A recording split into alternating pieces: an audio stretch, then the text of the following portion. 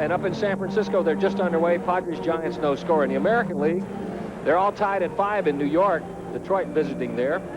A lot of scoring from Cleveland. They finally get to play. They're beating Kansas City 9-4. In Boston, Toronto and the Red Sox are tied at 4. It's 2-1 Minnesota over Oakland. 5-3 Baltimore over Chicago in the 5th. Just underway down at Anaheim. One of the few times you'll see the Dodgers and the Angels here at the same time. Seattle, California, 0-0. Otis Nixon headed to the plate. Here to tell you all about it, Pete Van Wieren. Thank you, Don. Otis Nixon, a .286 hitter on the year. In there against the left-hander Bob Ojeda. Ojeda 4-4 lifetime against Atlanta.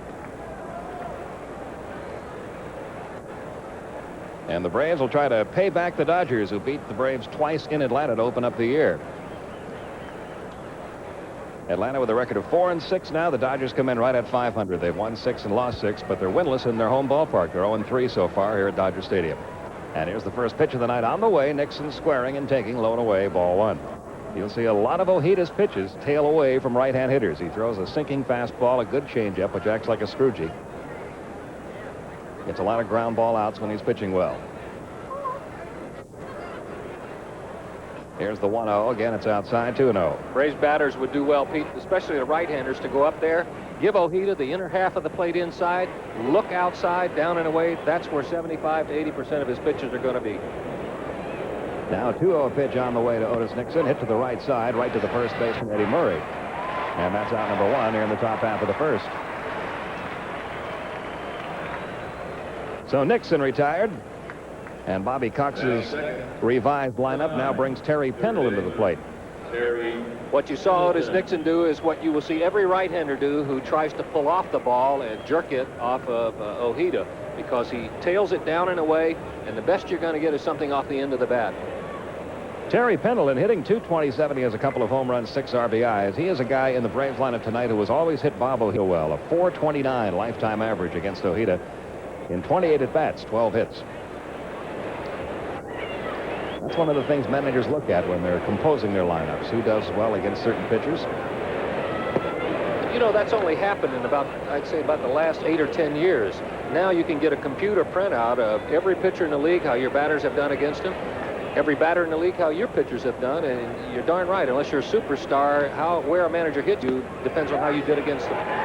There's a strike in the outside corner. It's 1-1 now on Pendleton.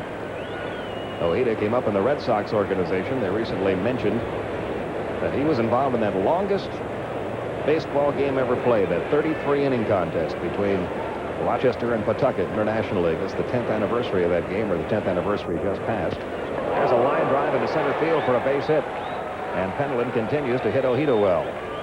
And in that record-breaking long one down in the minor leagues, Bob Ojeda was the winning pitcher. So he's got a little piece of the Hall of Fame right now, because that game is mentioned in the Hall. Well, you know, Bob Ojeda, like many left-handers, really didn't enjoy pitching in Fenway Park. You have to be something special to win there. Look what he did with Boston and how much better he has become since he got out of Fenway in that short left field porch. Well, here's Ronnie Gant, who needs to get the bat going. Only 108 for the year. A homer, 3 runs driven in. Only 1 hit in his last 16 at-bats. And he and David Justice both having their problems lately. Squaring, he takes low and inside, ball 1. That's a good play by Gant. Jeff Hamilton was back in shallow left field. Has taken a couple of steps in now, but anytime you're struggling, you'll see the smarter hitters try to do things like that. Lay down a bunt, get the infield on the move, maybe shorten them up a step and then hit a dribbler through. Anything to snap out of it. Again downstairs, 2-0. 1 man out. Terry Pendleton on at first with a single. A 2-0 count on Ronnie Gant with Justice waiting on deck.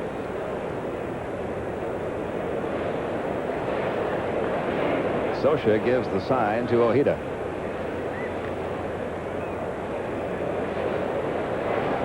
Ojeda very good, by the way, in holding runners. His throw goes to first. And Pendleton gets back safely.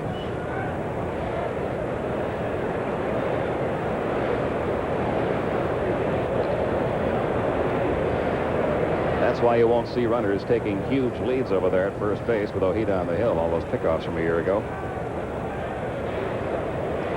Here's the 2-0 on the way now. Gant didn't get the change. It's 2-1. Couple of those pick off with the fact that his catchers he gives his catchers a chance to throw out more base runners. Base stealers last year in the National League only stole about half the time successfully. Gant with a long look down at third base coach Jimmy Williams before stepping back in. Ojeda has over his career had first inning difficulties quite often. So you're trying to score against him early. He usually settles down after the first. There's a strike in the inside corner. It's 2-2. Last year, he was used both as a starter and a relief pitcher with the New York Mets. And there you can see the number of runs the last 2 seasons he has given up in the first inning in 43 starts. He was very unhappy over at New York last year. Didn't say anything until after he became a Dodger. Then he told the media that he felt he was used totally incorrectly by the Mets last year. He feels starting is his forte. That takes care of Ronnie Gant. Ojeda's fastball strikes him out. 2 men gone now in the top half of the first. This one swing in a nutshell will show you what Ronnie Gant is struggling with. Look at the upper half of his body. Look where he ended up. Take a look from this side. The upper half of his body completely spun out. His left foot open. He has no chance of getting to anything on the outer half of the plate. That's the pitch that last year when he got hot, he started driving right up the middle. They'd try to come in, and he would hit the ball to left field. So 2 gone now with Pendleton the runner at first. That'll bring up David Justice. Justice down to 211 now with just 1 hit in his last 13 trips. He has 1 home run. He hit it opening night against the Dodgers. He's driven in 6. He takes a strike outside corner, 0-1. Ojeda not a strikeout-type pitcher. In his first 2 starts this year, Ojeda only has 5 strikeouts. But he had a game in spring training down at Vero Beach against the Braves where he worked 6 innings and struck 8. Very unusual to see that from Ojeda. Well, you'll see it a lot in spring training, but normally once the season starts, batters are a little bit different, and some odd things happen in spring training. Here's the 0-1. There's the breaking ball. It misses. 1 ball, 1 strike.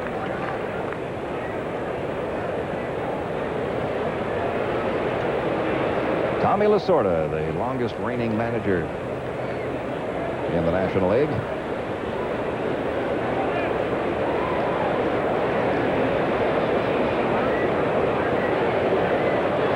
Here's the 1-1. Another breaking ball missed, blown away. 2-1 the count now on David Justice. Francisco Cabrera also trying to get untracked with the bat, waiting on deck. It's not unusual, Pete, to see a finesse pitcher, a control pitcher struggle a little bit in the early innings. A power pitcher is going to go out, just rear back and cut it loose and rely on that. But sometimes the mound is different down in the bullpen. It takes a little while to adjust and to set your sight so you get the ball moving down in the strike zone like Ojeda has to have it. Here's the 2-1 on the way, and Justice fouls this one off 2-2. Yeah, we see that with our own Charlie Leibrandt. Charlie, the same type of pitcher as Ojeda is, and we have documented over the last couple of years the number of times that Leibrandt has first inning difficulties.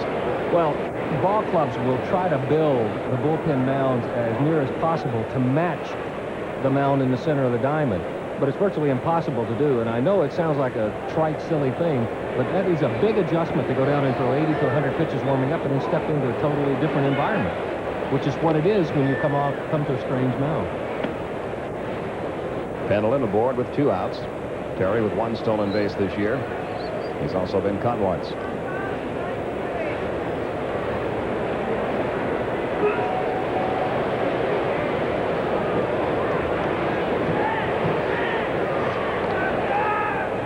Ojeda really taking his time out there, and Justice is going to step out.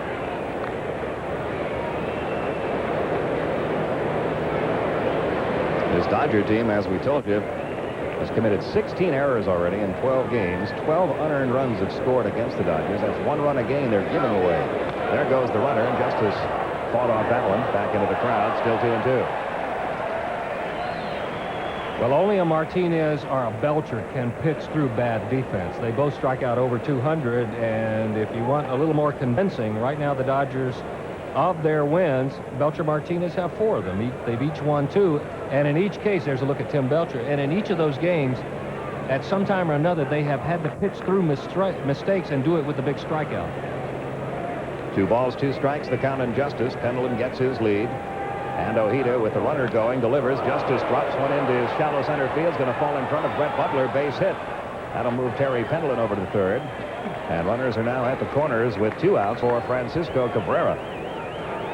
So the Braves trying to do some first inning damage here against Bob Ojeda. Have runners at the corners with 2 down.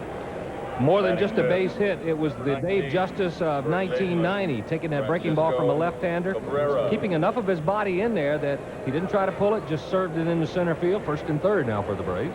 Cabrera 0 for 10. He's just missed a couple of home runs this year. That was the case in spring training with Cabrera, too. He had a lot of balls deep into the seats in left field, but foul. That's happened to him a couple of at-bats this year. He's the first baseman tonight. Trying to pull more, it looks like, than he did in last year's ball game. And even though it's only game number 11, when you haven't got a base hit yet, believe me, it preys on your mind.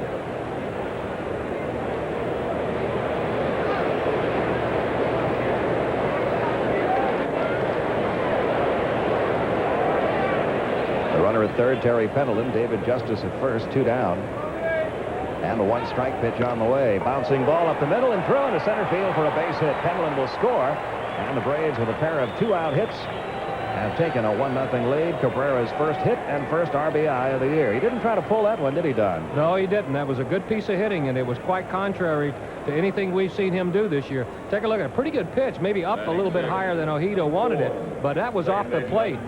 Cabrera, that we have watched those first 10 at-bats, would try to hit that in the left field pavilion. Instead, up the middle for a base hit. What does he get for it? An RBI. And Ojeda's first inning troubles continue.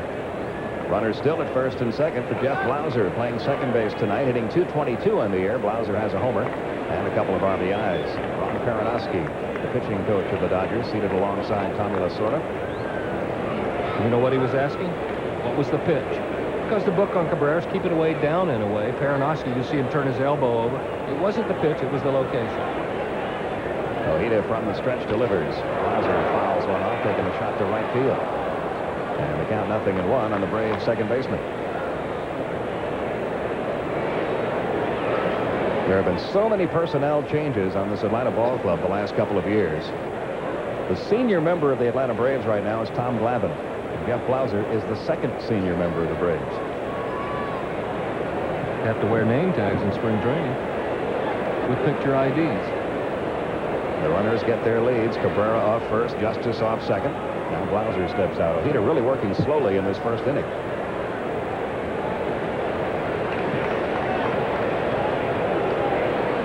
Here's the 0-1 to Blauser, and the breaking ball is low. The count even on Jeff. 1 ball, 1 strike. And out of Tommy Lasorda, you can look for him to be patient with a Martinez, with a Belcher.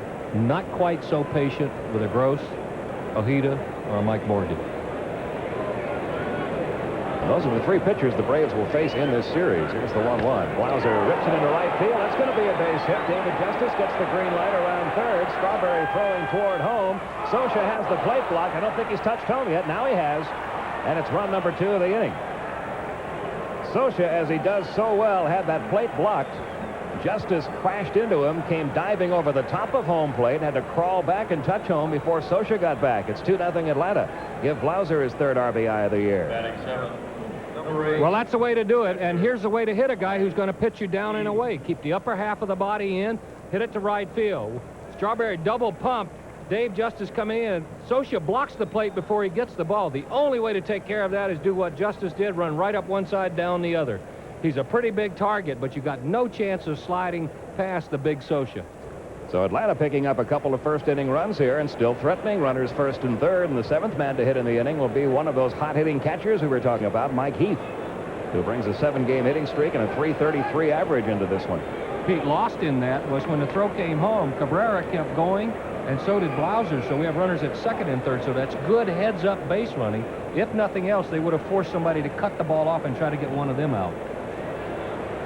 3 consecutive 2-out hits. There's a strike at the knees to Heath, 0-1. Heath, the only member of the Atlanta lineup ever to have hit a home run off of Bob Ojeda.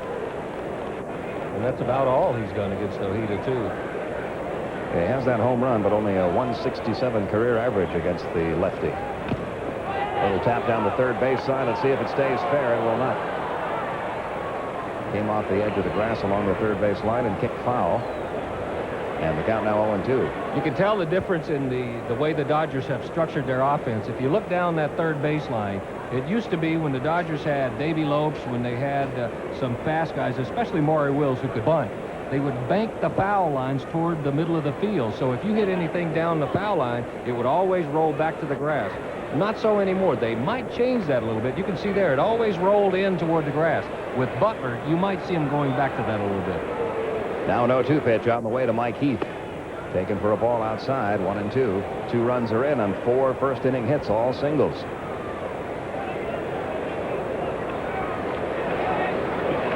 Ojeda tonight against Avery. Glavine against Kevin Gross tomorrow night. Wednesday night, John Smoltz against Mike Morgan. And the Braves have an off day Thursday and play the Houston Astros over the weekend at the Dome. Another hitter stepping out is Ojeda and Socha, taking a while to get together. Blauser down at second. Francisco Cabrera over at third. A year with Alejandro Pena has already had its effect on Bob Ojeda. Now the left-hander winds and the 1-2 pitch on the way. Ripped foul by Heath. Up into the seats along the left field side. It remains 1-2. Looks like we've got in excess of 35,000 here at Dodger Stadium, and that's not a surprise. They average right around 40. They turn the lights on to test them here to see if they'll work, and will draw 30,000. They accidentally draw 30. One of the most successful franchises in the history of baseball, drawing over $3 million per year in recent years. There's a ball blown away, and it's 2-2 now on Mike Heath. Even with all that success, going through a few changes in the food concession here, looks like Peronosi's going to start some action in the bullpen, and they cut out the world-famous Dodger dogs and have given the concession over to a franchise, and there has been an uproar in L.A. with no Dodger dogs. Heath hits a fly ball shallow center field. Brett Butler waits for it out there and puts it away for out number 3. But the Braves string together 4 singles in this first inning. Good for 2 runs. We go to the bottom half of the first inning. Atlanta 2. Dodgers coming up.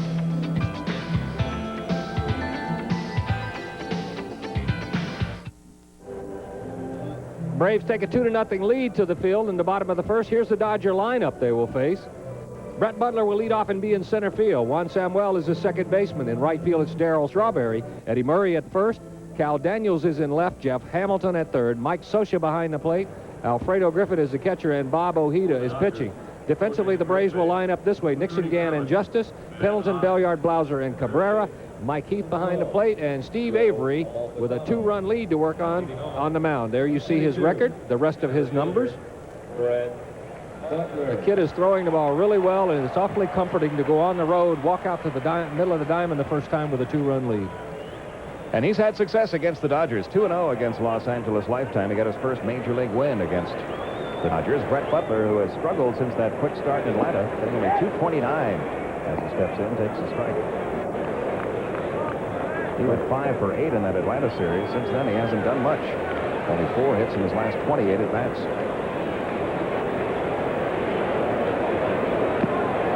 But Atlanta usually gets him well if he's struggling. He has a .353 lifetime average against his former team. Isn't it amazing how some teams do that? You can hit .190 against everybody, and there is one team that it seems like a good player will always get well on. Look where Pendleton is playing. Even with 2 strikes.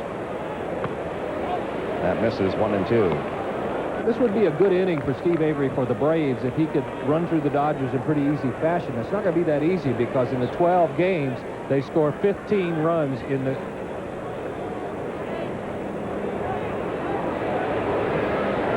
Sign given by Heath.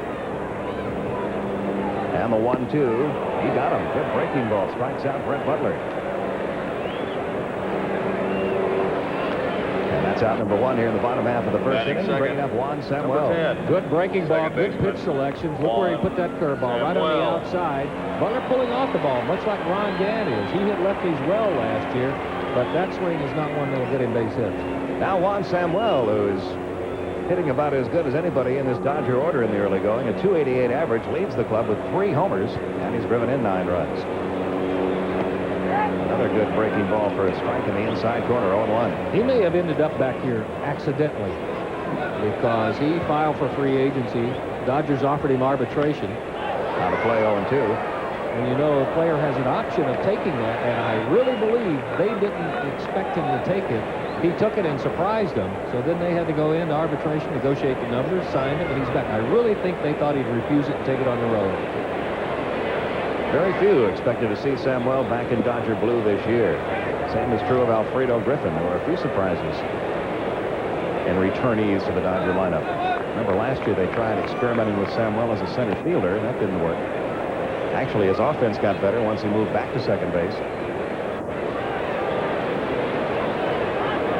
1 ball, 2 strikes the count, 1 out. 2-0 Braves, bottom of the first. Ball 2 to Juan Samuel. Some rumblings in Philadelphia. Here we are only 2 weeks into the season, and a report on the Sports Ticker Wire tonight says a manager may be out of a job tomorrow. That's a foul ball, 2-2. Nick Leyva, whose Phillies are off to a 4-9 start. They are off today. Might get the pink slip tomorrow, according to the report. Jim Fregosi being talked to as a potential manager of the Phillies. If they can't get Fregosi, they've got John Vukovic standing by to take over. There were a lot of people thought Fregosi might have a shot at that Cardinal job when Joe Torre headed there. He is well respected in baseball circles. Also read that Whitey Herzog is being rumored to pop up with one of the expansion franchises. Says he mismanaging. Here's the 2-2. 1 hop to third. Right at Terry Pendleton. Throwing across to Cabrera in time for out number 2. And Samuel is retired. Batting third. You know, you might get expansion teams in the National League, which you're going to get for the 1993 season. And if Whitey doesn't get a job before then and takes an expansion job, if Davey Johnson doesn't get a job before then and takes an expansion job, when's the last time a couple of expansion teams came along with a couple of managers like that, if that happens? Gene Mock would have been the other name up at Montreal that you would think of, but those would have to be 2 choices at the top of anybody's list that's looking for a manager. Darryl Strawberry hit his first Dodger home run here yesterday, or not here, in San Diego, in a 6-0 Dodger victory. And the count on Darryl, 1 ball, 1 strike. It's the longest wait he's had for his first homer of the season. But his batting average still down at 220. On the inside corner for a strike, Avery's been out in front of each and every Dodger hitter. There you see how unusual it is for Strawberry to have this kind of a start. Here's the 1-2. Fastball up and away. 2-2. As you're standing around the batting cage watching players take batting practice, you don't have to look. You can tell by the sound of the bat when Strawberry is hitting in batting practice. And the sound of the crowd. Here's the 2-2 to Strawberry. That just misses. Full count now. 3-2. 2 outs, bases empty. And the bottom of the first, Pete Van Ware and Don Sutton with you from Dodger Stadium. A cool night here in Los Angeles. Going to be about 58 degrees before we're out of here. And the payoff pitch, he got it. Avery records 2 strikeouts in the first inning. And he does just what Don Sutton said would be a good thing for him to do. Gets him 1, 2, 3, bottom half of the first. We've completed 1 at Dodger Stadium. It's 2-0 Atlanta.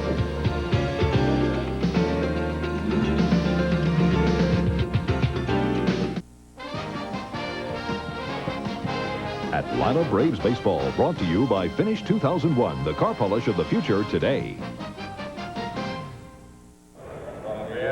Top half of inning 2. Braves off to a 2-0 lead over the Dodgers. Rafael Belliard, who's hitting .231 with 4 runs driven in, all against the Reds, will lead off here in the second. And it's the first pitch just beyond the reach of Ojeda. Alfredo Griffin comes up with a dough and throws out Belliard. 1 pitch, 1 out here in the second. And batting now, 9, Steve Avery. 33. Pitcher, Steve Avery. Avery's got some pretty good numbers offensively. A .250 batting average. He has a stolen base. This is going to be a fun year watching him and Glavine and Smoltz battle all year about their hitting. First pitch on the way. Right through there for a called strike, 0-1. You know what they call Charlie Lee Brandt, which won't surprise you? Codger. Yeah, when you're 34 years old on this staff, you are a grizzled vet. 1 ball, 1 strike on Steve Avery. We do need to pass along this information, though. We heard this today. We don't know how true it is, but if first we get the pitch into Avery, 1 ball, 1 strike.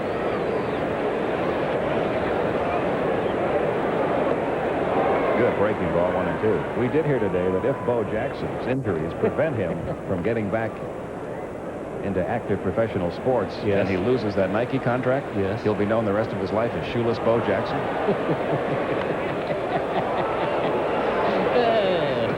I would expect that from Skip, but not from you, Pete. Well, after hearing that last night, I thought we needed to pass it along to our viewers. I kind of like that myself. I'll steal that. I know a good line when I steal it. So will every other broadcaster in the country. 1 ball, 2 strikes, the count on Avery. He got him, throwing him nothing but breaking balls. That's out of the pitcher's union right there, throwing curveballs to a left-hand hitter.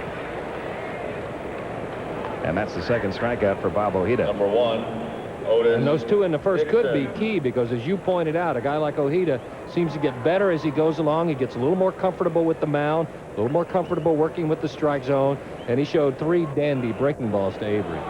Now Otis Nixon, who grounded out to first his first time up. He had a key role in that victory yesterday by the Braves over the Reds, coming in as a pinch runner at second. And running on the pitch toward third, Chris Sabo went over to cover, and Rafael Belliard hit one right past the vacated hole. He drills this one to left field, but it's right at Daniels. He had him played perfectly. And it's a 1-2-3 inning for Bob Ojeda. Nothing doing for the Braves in the second. It's still 2-0.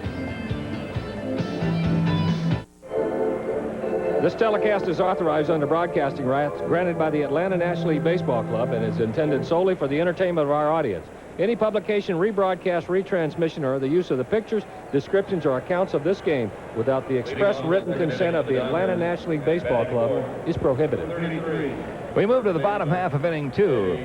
Folks here at Dodger Stadium bundled up as if they were sitting at Candlestick Park. It's not that cold, but I guess it feels that cool to a Southern Californian. Here's Eddie Murray leading off inning 2 against Steve Avery. Braves up 2-0. Murray, who missed a few games because of a back problem, right back in the groove since getting back into the starting lineup. He takes high and away, ball 1. 375 average for Eddie Murray. Murray missed 4 games after playing opening night against the Braves. Cal Daniels will follow, then Jeff Hamilton. 2-0 the count now on Murray. Took Eddie about a year to learn the National League pitchers, but boy, after that he adjusted very quickly. 247 in 1989, 330 last year. Could have very easily have led the league. And you know, actually, kind of a odd little note, but Willie McGee was the National League batting king last year, but you recall he got traded to Oakland and played the final month over there. And if you combine McGee's at-bats in the American and National League, Nobody had higher than Murray. nobody hit higher than Murray. 3-0 the count now on Eddie Murray. He got the green light on 3-0 and drills this one deep to center field. Ron Gant admires it. Home run Murray. It's 2-1. His second homer of the year, his 4th RBI of the year. It came on a 3-0 pitch.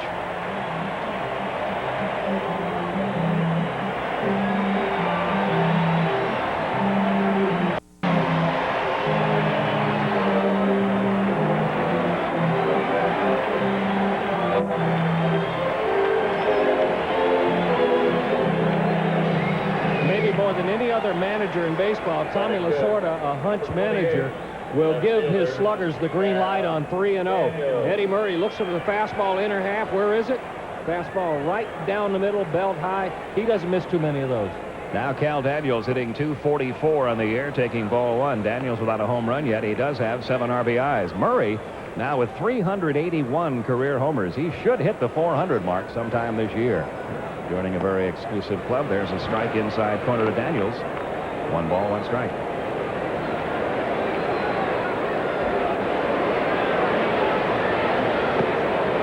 Blown away, 2-1.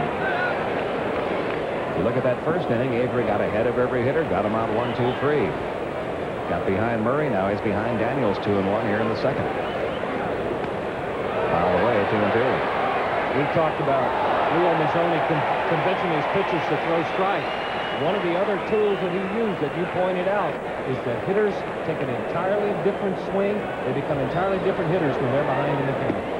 That just missed outside. Full count now, 3-2. It's like a chess match out there between a hitter and a pitcher.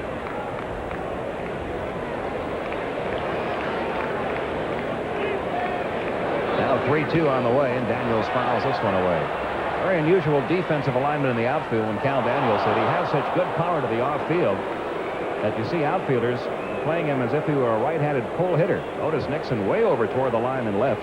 Ron Gantz way over toward left center field, and David Justice over toward right center. You would swear, looking at that outfield, that Daniels hit from the right side. And he hits this one to the left side, but right at Pendleton. Long throw across in time, 1 down. 2-1 Atlanta, bottom half of the second, 1 out. Here's Jeff Hamilton. That's the pitch of a 6-8-year veteran there. Went 3-2 on a good hitter like Daniels. Didn't come back and lay the fastball in there, but threw him a good breaking ball. Got the out because of it. That was what everybody noticed about Steve Avery this spring. Not just Braves people, but scouts and managers and players from other teams. How much more mature he handles situations like that, not always coming in with a predictable pitch. Hamilton's bat beginning to warm up. He's hit safely in 4 straight, has the average now to 261. It's been a long road back for this young man who had shoulder surgery last year and played hardly at all. Takes a strike on 1. As you can see, Hamilton's major league numbers considerably down from what he hit in the minor leagues. Well, there was no doubt he could play third with anybody in the big leagues. The big question after he got out here, after the first year, was could he hit major league pitching? And you know, on that surgery, he had kind of minor surgery done. They wanted to go back in again. He turned that down and decided to go for the rehab rather than the second surgery, which displeased a few people here at Dodger Stadium. 1-2 the count now, and Jeff Hamilton. Mike Scioscia's had a hot bat waiting on deck. The hottest bat in the National League belongs to Houston's catcher Craig Biggio, hitting .475 going into tonight's game. That's nearly 100 points higher than the number 2 hitter, who is Mike Scioscia. Little pop-up right side, drifting back into shallow right center is Blauser. And he's got it for out number 2. And now here comes Mike Scioscia, brings a .386 batting average with a homer and 7 RBIs, and perhaps more remarkably, a triple, which he hit in the game at San Diego yesterday. And he got the same piece of advice from Joey Amalfitano that I did once from Danny Ozark when he said, Joey, you know, I might be able to steal home. And Joey said, Mike, it's taking you too long to get over here. Don't foul it up now. Unusual to see catchers at the top of the league in hitting, but that's what we've got in the National League right now. Biggio, .475, Scioscia, .386. A converted catcher, Todd Zeile, is third. He's playing third base this year, .359.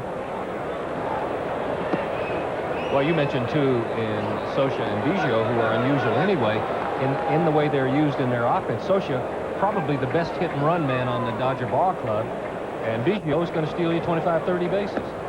There's a strike, 2-1. 2 men out, bases empty. The Eddie Murray home run has cut the Braves lead in half.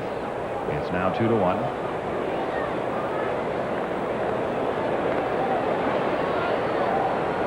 And Avery's 2-0 pitch on the way. Breaking ball hit right at Ron Gant. He was played perfectly out there. And that takes care of the Dodgers in the bottom half of the second inning. So the only damage done came off the bat of Eddie Murray. We go to the third. It's the Braves 2 and the Dodgers 1.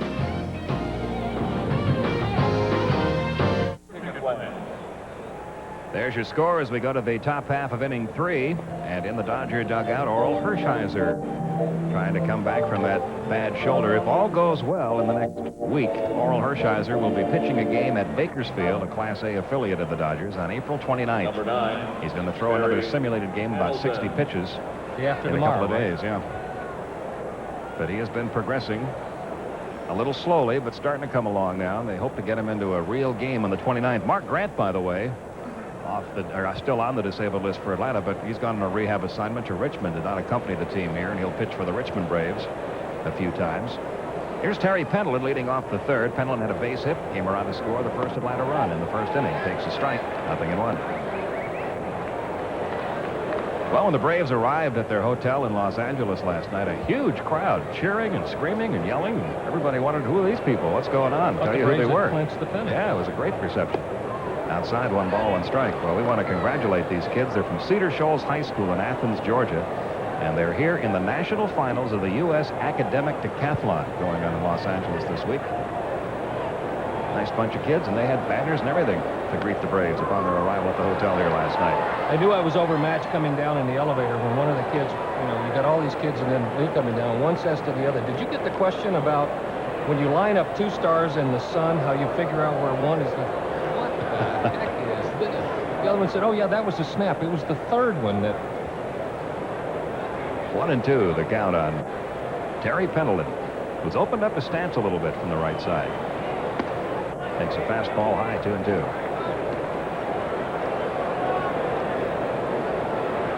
The ride was too short for me to get the answer to be able to give it to you. It had something to do with parallax, which is more than one. That's fouled back. 2-2. Yes, if you write to Ask Glenn Diamond, you can probably get a more thorough explanation of the problem. 2-2, the count on Terry Pendleton. We're in the top half of the third.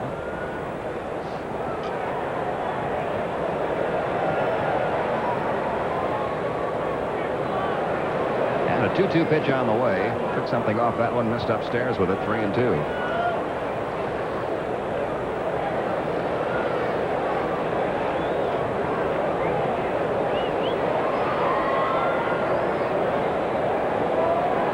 The Reds have broken that scoreless duel with the Astros. It's 1-0 Cincinnati now. They're in the 9th inning at the Astrodome. The Astros have not scored a run in 3 games.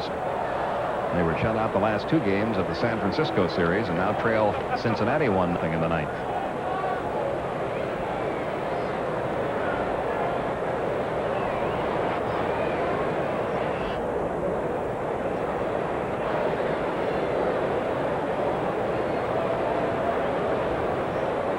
Now a 3-2 pitch on the way again to Pendleton. He takes ball 4 high. That's the first walk issued by Bob Ojeda. A runner at first, nobody out here in the third. Ronnie Gant, who was a strikeout victim in the first inning, steps in.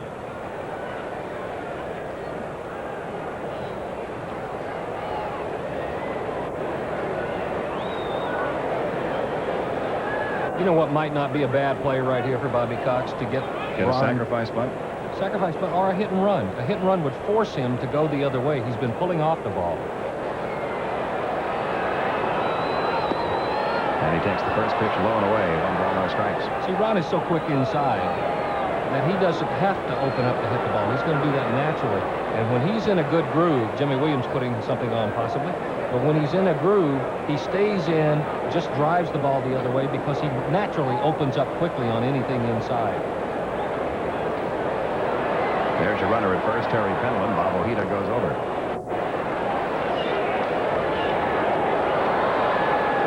Pendleton was in the same division with him, Mets and the St. Louis Cardinals, so he's well aware of the good move Ojeda has. Final now from St. Louis. Cardinals beat the Cubs 3-2. Boy, the Cubs had one get away from them yesterday. What a wacky finish to that game with the Pirates. Chicago scored 5 runs in the top of the 12th. Pittsburgh scored 6 in the bottom of the 12th. And quotes from those players in the newspapers today, almost to a man, they were saying they've never been involved in such a strange ball game as that, and such a weird finish.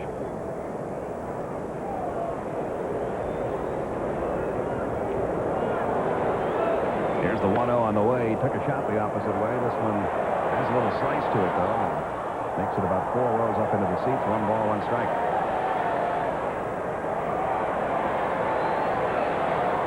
Nobody out. If you hadn't seen the paper and you'd heard that, what are the chances you would say it had to be in Wrigley Field and the wind had to be blowing out? But it was neither. It was in Pittsburgh.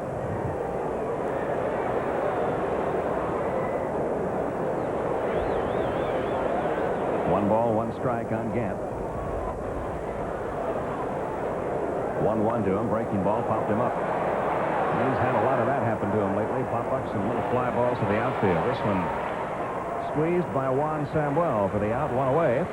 Number and that'll bring up 23, David Justice, who had a base hit up the middle. Justice.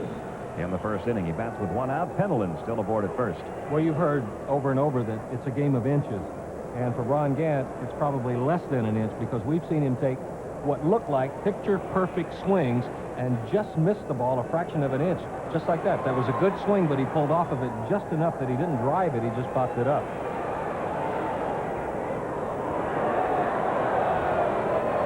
Two runs, 4 hits for the Braves. 1 run, 1 hit for the Dodgers. We're in the top of the third. The pitch to Justice. Taken for a strike inside corner. 0-1 the count. Jimmy Williams, who never stops moving down there at third, does he? That's the way he played the infield, too. You never caught him back on his heels. 0-1, the count on Justice.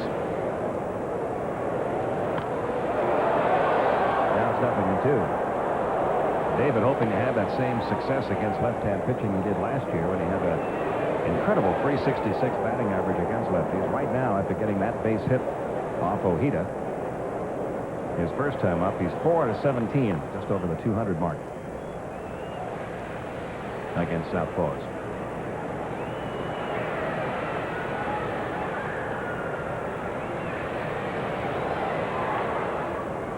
Here's the 0-2. Breaking ball hit on 2 hops toward second. Samwell to short one. Griffin on to first. Didn't get him there. They get the force play down at second base, but Justice beats the rap at first, so he becomes the runner there with 2 down for Francisco Cabrera. 2 things made this possible. Number 1, watch Pendleton hustle, get close to Griffin, and David Justice did not hesitate, running hard the whole way, stretched it out. You never know when that little extra effort like that is going to keep an inning alive and maybe the difference in getting a run. Close play at first, but Justice there just ahead of the throw. Now Cabrera, who got his first hit of 1991 back in the first inning, a 2-out run-scoring single to center, driving in the first Atlanta run in that first inning. Strike at the knees, outside corner, 0-1.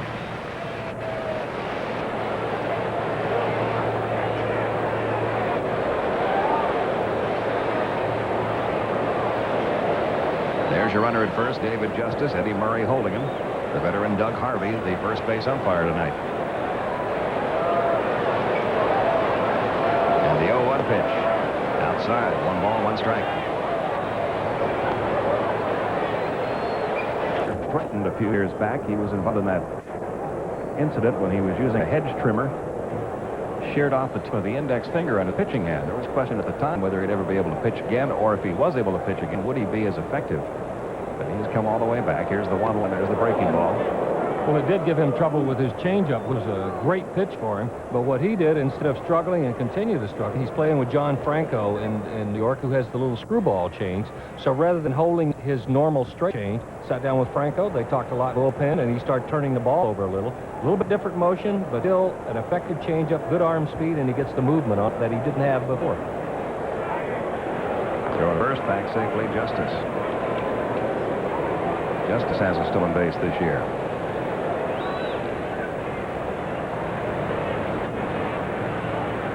Indians have beaten Kansas City 10-4. Cleveland's bats finally get going. The Red Sox over the Blue Jays 6-4. The Tigers beat the Yankees 10-5 in New York. Indian fans have to be happy to see some runs scored. The Cleveland Ball Club was only 187 as a team going into that game tonight.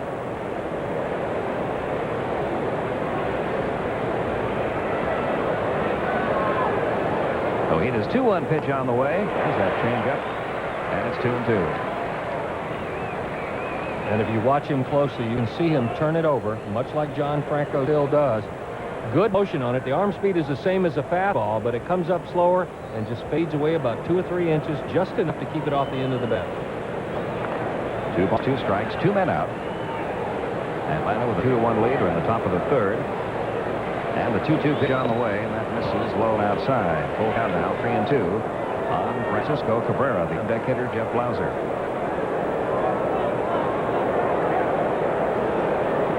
A pitcher like Ojeda, well aware that Cabrera can hit the ball out of the park.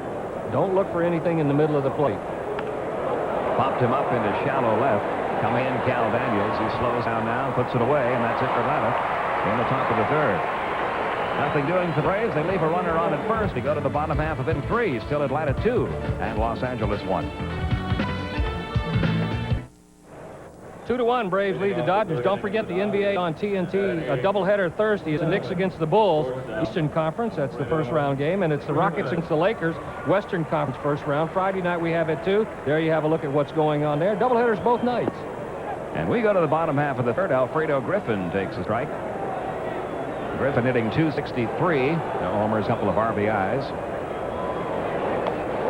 Fouls this one away. A lot of speculation by Dodger fans and Dodger media about how much longer Alfredo Griffin will be the shortstop. His offensive numbers are okay right now, but he's made 5 errors already this season. Only Howard Johnson of the Mets has made that many errors among everyday infielders. Takes a shot to right field. This one's going to drop foul. It remains 0-2. Jose Offerman down at Albuquerque be here before the season's over. It could be here before the All-Star break if Griffin's defense. Well, Gary Templeton, Ozzie Smith have both been rumored to be coming here. Fred Clare came out in paper. Fred Clare, the general manager, said today that Gary Templeton is not coming, that Offerman was the next shortstop, so you definitely could be right. The 0-2 on the way. Griffin hits a fly ball to right. Justice toward the line where he was playing him. Only has to back up about 3 steps to make the catch, 1 down. And that'll bring up the pitcher, Bob Ojeda. Alfredo from the Francisco Cabrera school of hitting. If you ask him what pitch he likes, he says anything thrown. You don't have to throw him a strike to get him out. No, anything between the on-deck circles, you got a chance of him swinging at it. Well, there's Bob Ojeda, who can look up on that scoreboard right now and see his batting average listed at 667. Get out your Polaroid and get a picture of that, Bob. Takes a strike, 0-1. Some people can wear a helmet, and then some people can wear a helmet. Check that one out. Breaking ball, strike 2.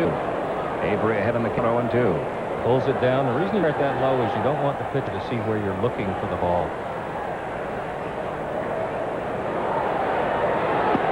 Or you don't want your teammates looking into your eyes as you make that walk back to the dugout. That's Avery's 3rd strikeout. 2 down. Number 22, Fred Butler. Well, you know, you saw what he did to Steve Avery, and Avery hit. It's just justice for a pitcher to come back and throw him a nasty pitch or 2. But Avery did it fair and square. He did it with the fastball. Yes, he did. Here's Butler, who struck out the first inning, and his average down now to 224.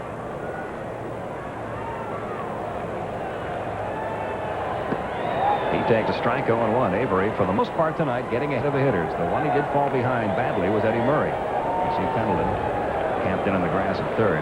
And Murray hit a 3-0 pitch out of the ballpark for the Dodgers' only run. It's 0-2 now on Brett Butler.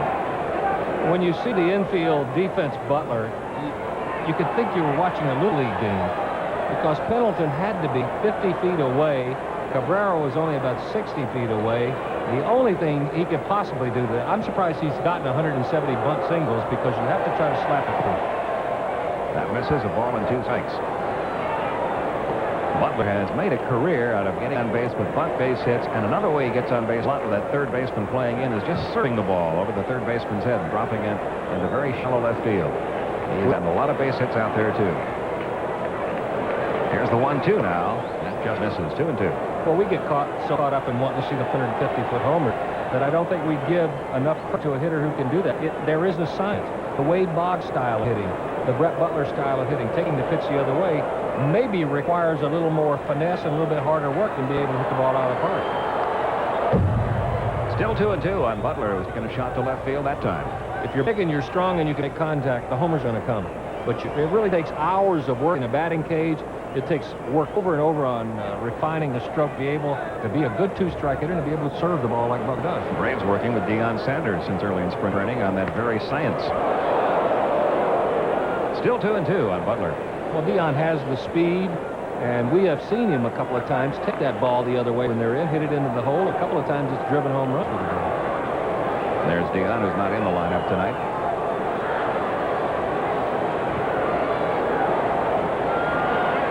Again, the 2-2, and Butler out of there on strikes for the 2nd time. That's 4 Ks for Steve Avery, and he's gotten Butler twice. 1-2-3 go the Dodgers, bottom of the 3rd, the end of 3. It's still at a 2, and the Los Angeles Dodgers 1. Number 4. And as we move to the top half of the 4th inning, here is the often requested obligatory palm tree shot, and we turn things over to Don Sutton. All right, Pete, thank you. I had the first inning in the pool for when we would show the palms.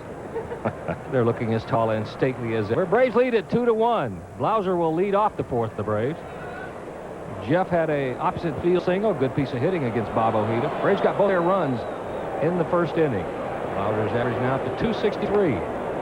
Inside with the fastball, it's 1-0. Bob Ojeda born right here in Los Angeles. And very active in charity work out here. He does a lot of work for various charities. One special one we'll tell you about after this pitch, which is hit on the ground, headed for left. Base hit number 2 for Jeff Blauser. The Braves have the leadoff runner on here in the 4th inning.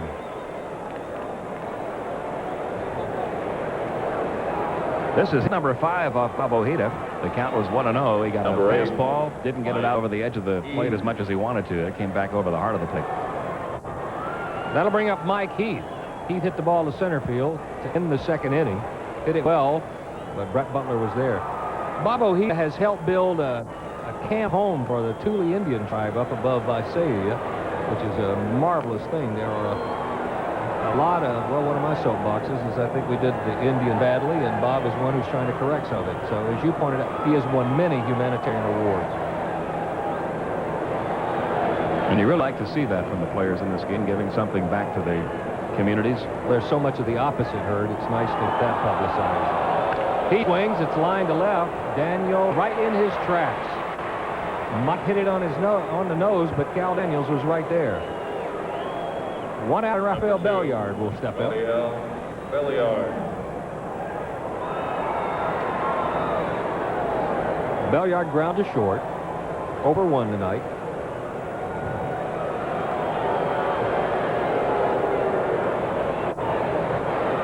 Came into the night hitting .231, but he has been perfect when he's come to bat with runners on third and 2 outs. He has delivered 3 times.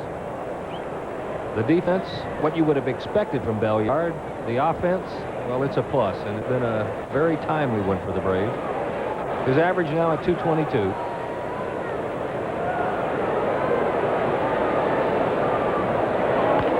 On the ground for Hamilton. Could be 2. Can't get a handle on it.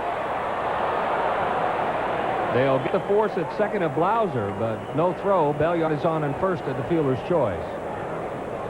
It's the second ground ball double play opportunity the Dodgers have had tonight. They haven't been able to turn one yet. In the third inning, it was because Terry Pendleton slid hard into second and Dave Justice hustled down first. This time, Hamilton had to double clutch before getting the throw over to second, and a wise decision by Juan Samuel. He wasn't going to get the runner, and if he did make the throw, if the throw was bad, he was going to have a runner at second anyway. Strikeout victim Steve Avery will step in for his second at bat. Doesn't get a high curveball. He's seen 4 straight hooks from Bob Ojeda. 0-1. Well, we talk about defense. You talk about errors being the only bad thing that happens. Well, that's not scored as an error, but should have been a double play. We've seen that happen twice to the Dodgers tonight. Here's the 0-1. Ojeda misses away. It's 1-1. 1 ball, 1 strike, 2 outs. Braves lead it 2-1. Typical April evening in Chavez Ravine here in Los Angeles. Cool night. Ball's not going to carry well. 1-2 to Avery. This used to be an absolute marvelous pitcher's park. They moved home plate out rather than shorten the fences, so at 330 still down the line, but it used to be 370, 380, 395, and it was about 410 to center. A chopper from Avery. Good fielder. Ojeda throws out Avery. So the Braves get a base runner, and they don't score. 1 run, no runs, 1 hit. Bench enjoying a 2-1 Braves lead as we go to the bottom of the 4th. For the Dodgers, it'll be Samuel, Strawberry, and Murray. Number 10, Juan Samuel. Big Braves fan. Pretty talented lady, too. Jane Fonda watching her favorite baseball team. Her 2 sons with her tonight. One is a pretty good athlete, a pretty good pitcher, I understand. First pitch to Samuel is in there. It's strike 1. Samuel grounded to third, his first at bat. Samuel last year hit a career high 289 against left-handers. Inside 1-1. 1987, he hit 281 against righties, but each year his ability to hit right-handers has dropped. On the ground to second. Should be an easy one for Blauser. It is, and Samuel is gone. 1 out, and that'll bring Darryl Strawberry to the plate. Darryl Strawberry. Strawberry, who has very quickly become the darling of the Los Angeles fans, came here with much bluff and large zeros behind his salary. Off to a slow start. Avery pants the outside corner. It's 0-1. He unveiled something new in yesterday's game after hitting his first home run. Breaking ball misses. It's 1-1. A very elaborate handshake routine when he crosses home plate after hitting a home run. He calls it the Strawberry Shake, naturally. Doesn't get the curveball. 1-2. That's Lenny Harris, and he came up with that. Here's a 1-2. Another good breaking ball. Gets a piece of it. Stays alive. It's still 1 ball, 2 strikes. Strawberry had himself another year last year for the Mets with 277, 37 homers, 108 RBIs, a dead pull hitter.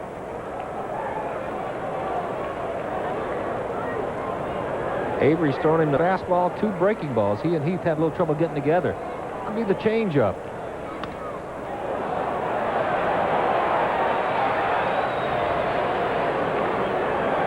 It was, and Strawberry's gone. Avery may throw to first a little exciting. Hey, you like to see a pitcher get that ball over to first in a hurry, but Cabrera wasn't quick to the bag yet. Avery was already up and throwing, couldn't stop it, so he just lollipopped it over there. That could be dangerous. Now, you're better off throwing to the first baseman wherever he is, letting him find the bag. That's 2 easy ones for Avery. Here's Eddie Murray. He has accounted for the only hit, the only Dodger run, a 3-0 fastball that he drilled to left center field. His second homer of the year, his average up to the 400 mark. Upstairs with the fastball. 1 ball, 2 strikes. Half the time when he bats against a left-handed pitcher, he also is a pull hitter. Half of his hits going to left field.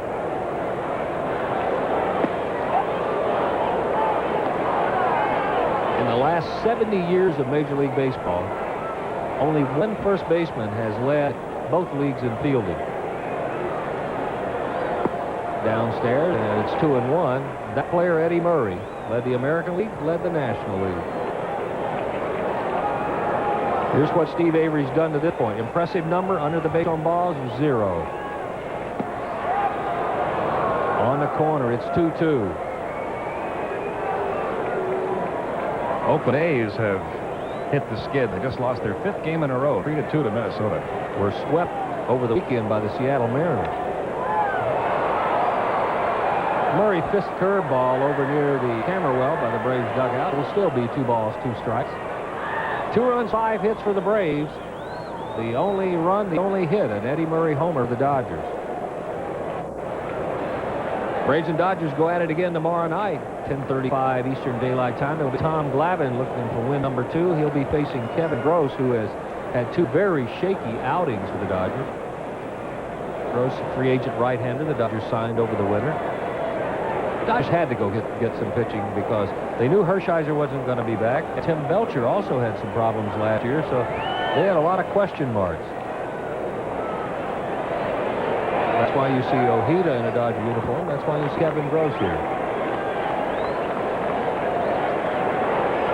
The 2-2 to Murray. On the ground, headed for left, but there's Pendleton. Gobbles it up, throws to Cabrera. It's a 1-2-3 inning. Dodgers go in order. Avery has an easy one. We'll head for the 5th with the Braves leading it 2-1. Atlanta Braves Baseball is brought to you by Safeguard Deodorant Soap and by Builder Square. It's 2-1 Atlanta. Here's tonight's Safeguard Safe at Second feature. Tonight a look at the leaders in National League team stolen base percentage, and there's the Braves right behind the Cubs, 84.6%, 11 out of 13 in stolen bases. And one of the reasons the Braves will steal more, leadoff hitter Otis Nixon. Takes ball 1 outside. Otis is over 2. Grounded to first. Hit a heated changeup off the end of the bat and flied to left.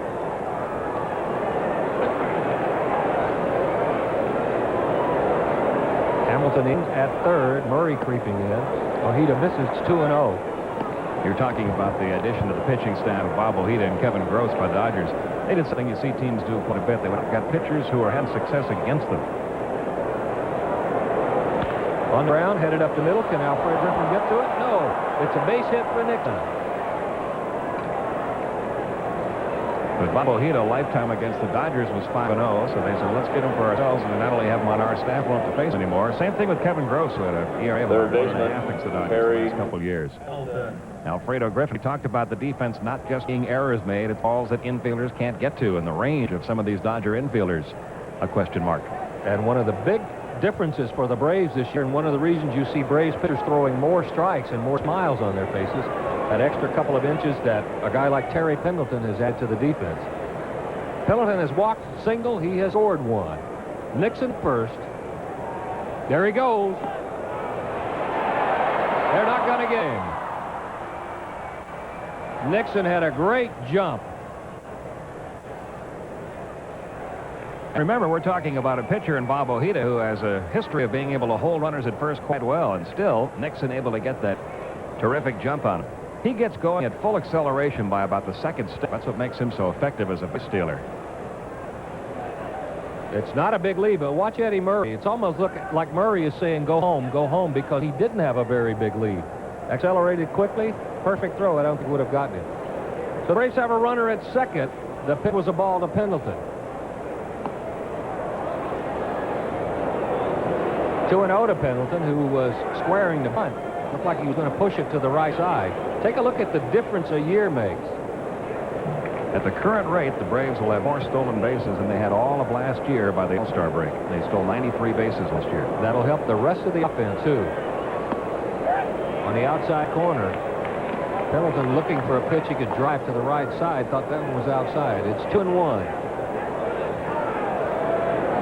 Ron Gant on deck. Dodger infield shortened at third. And Pendleton does his job.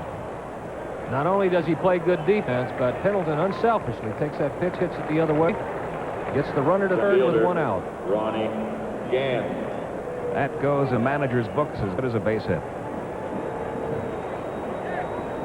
Gene Mauch used to say there are good outs and there are bad outs. You're going to make outs, but make them productive. And that definitely was a productive and a good out. That'll give Ron Gant a chance to bring home the run with a fly ball. The Dodgers are going to shorten the infield. And that'll get the run in, headed toward left center. Gant gets a single. Nixon scores. It's 3-1 Braves. And maybe that'll get Ron Gant on. It's his 4th RBI of the year. His first hit in his last 12 at-bats. That'll get the Dodger bullpen going. It's the first pitch to Gant. And that's more like the swing that Ron Gant had last year, just trying to serve that ball up the middle with a pitch on the part of the plate. Stayed in there. You know, last year when the Braves were scoring a lot of runs in August and September, you would see Ron Gant, Dave Justice, both delivering in the game. That's only the second time this year that Dave and Ron have had a hit each in a ball game. Well, Gant also a threat to steal is at first. Ojeda will pay a little attention to it.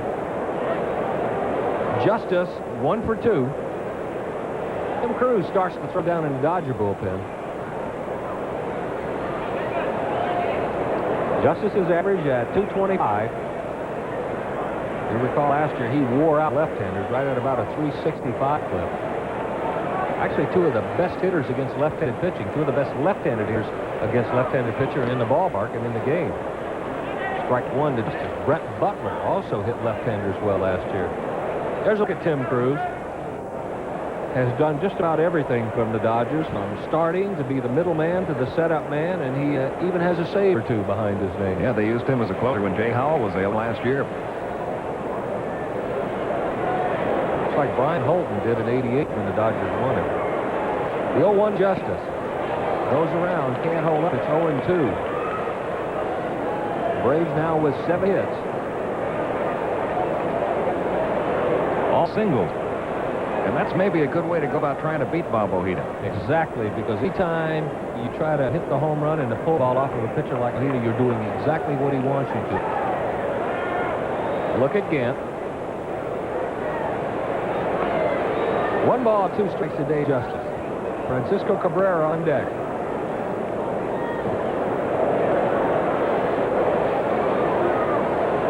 The fact that Tommy Lasorda brought the infield in says a couple of things. One, shows a lot of respect for Steve Avery, and it tells you that he thinks halfway through a ball game his team is not going to score a lot of runs, and he didn't want to give up that third one. Here's a 1-2 to Justice. Instead, Ojeda will go to first.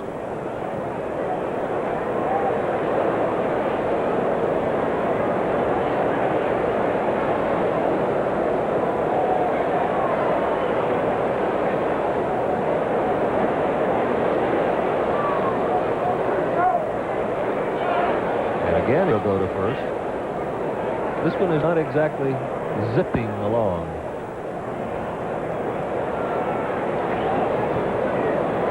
It's actually bad luck to say that it is zipping, but the reverse is true. If it's not zipping and you say it, maybe it'll speed up. There goes Gant. Socha can't get a handle on it. Gann will be in. That'll be a steal for Ron. And the 2 stolen bases in this inning ought to put the Braves right on top of the league in stolen base percentage as a team. It's stolen base number 3 without a caught stealing for Ron Gann and Otis Nixon, each stealing their 3rd base of the season tonight. And he, too, got a good jump. He had taken 4 steps by the time Ojeda released that ball. He's at second. There's still only 1 out. The count is 2-2 to Justice. Base another run.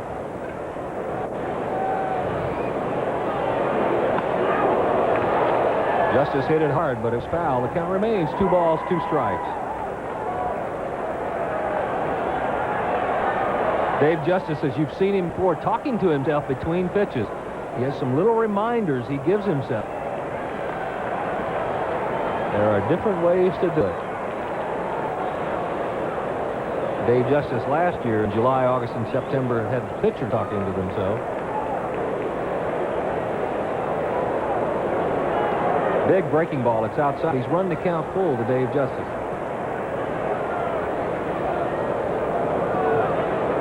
Justice came into the night tied for second in the National League with 4 doubles. Only had 8 hits when he started tonight, but he's made the most of them. Had 4 doubles and a home run. Puts him in the top 10 in the National League in extra base hits.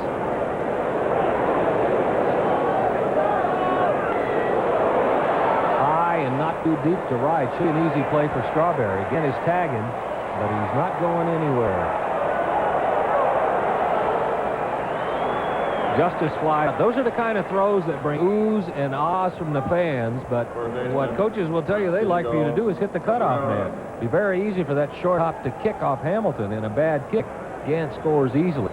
But fans love to see an outfielder air out those arms. That'll bring Ron Pernoski to the mound.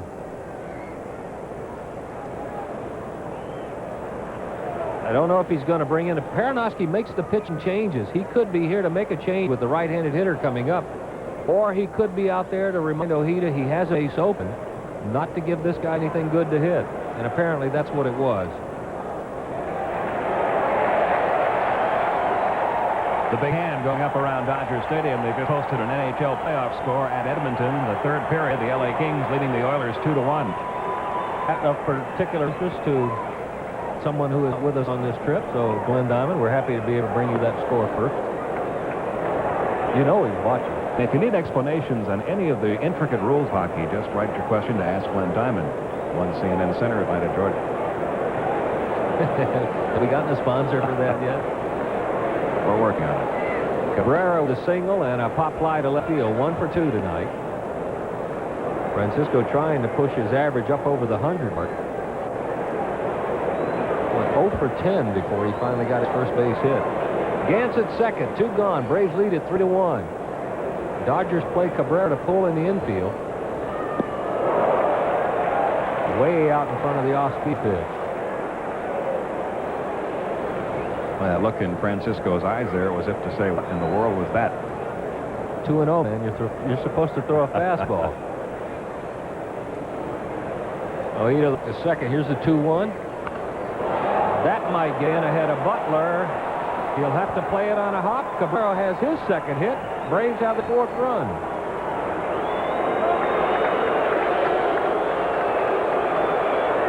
And that'll bring Ron Pernoski to the mound. This is trip number 2. That means that Bob Ojeda's night is over. The Dodgers are going to have a pitching change. And the Braves continue to string together singles. All 8 of their hits tonight sings. And Cabrera getting this base hit very much the way he got that hit in the 1st inning. Just taking that pitch in the outer part of the plate and just trying to serve it back up the middle instead of trying to pull it out of the ballpark. A 2-0 changeup that had Cabrera way out front. Socha, Bob Ojeda thought it was good enough to try again, so he threw it. Cabrera singles in. Tim Cruz is coming on for the Dodgers. Braves lead at 4-1. We'll be right back.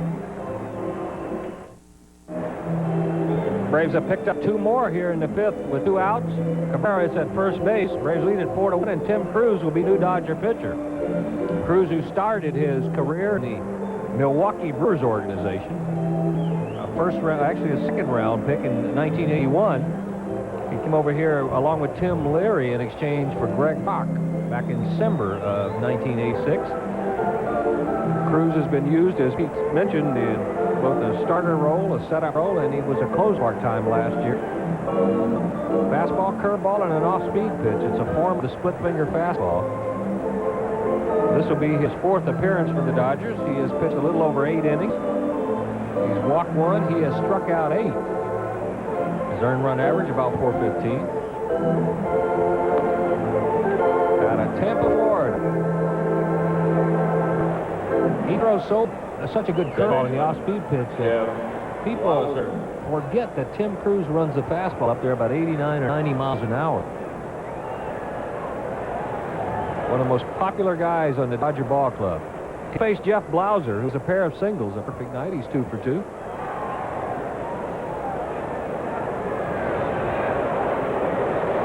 Cruz fared well against the Dodgers last year. Was 1-0 in 17 innings. Fared well against the Braves. Held him to about 2 earned runs a game.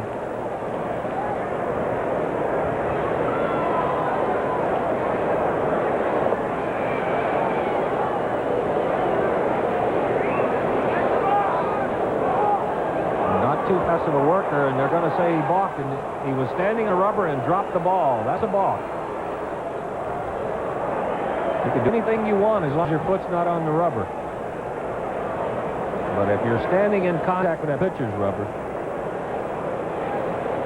You don't very often see a balk happen this way. no, you don't. Very embarrassing way to commit a balk. Actually, you could have called one before because you're not supposed to put your hands together when you're on the rubber, too, and he did. That's how he getting the ball out of his glove and dropped it. That'll put Cabrera to second, and it's 1 ball and no strikes to block. I think the most embarrassing balk you see is when the pitcher is working out of his stretch, about to deliver the ball home and drops it. I've seen that happen before, too. Here's a 1-0 to Jeff. The off-speed pitch doesn't hold up, goes around, it's 1-1. Remember, Mike Kekich, who started this organization, went to the Yankees, right here on Spiel. Came to set, started to make his pitch, and as he took his left hand back, the ball went 20 feet in the air. Nobody could figure out how he could make a pitch straight up. That, too, was a balk. He couldn't convince him it was a hanging curveball. No chance. 1 ball, 1 strike. Into the hands, it's 2-1. See, our old pal Tommy Green got getting a lot of airtime with a wild pitch he threw the other day. Yeah, that one was a major league wild pitch.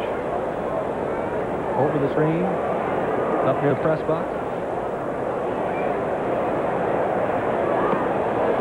Breaking ball misses, it's 3-1.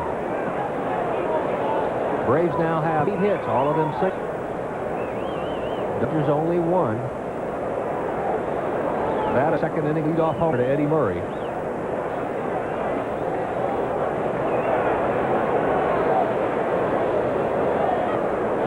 Blauser checks his swing. It's ball 4. Braves at first and second for Mike Heath.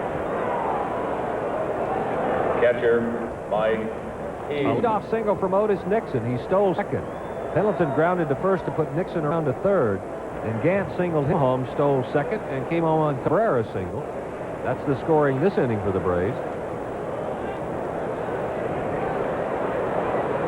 He flied to center, flied to left.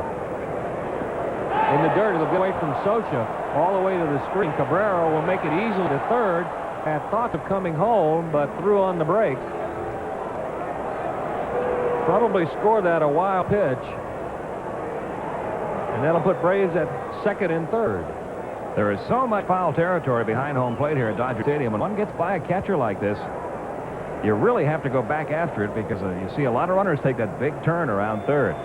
And you can see that Socha just tried to keep it in front of him, play it off his chest, but it bounced off the shin guard.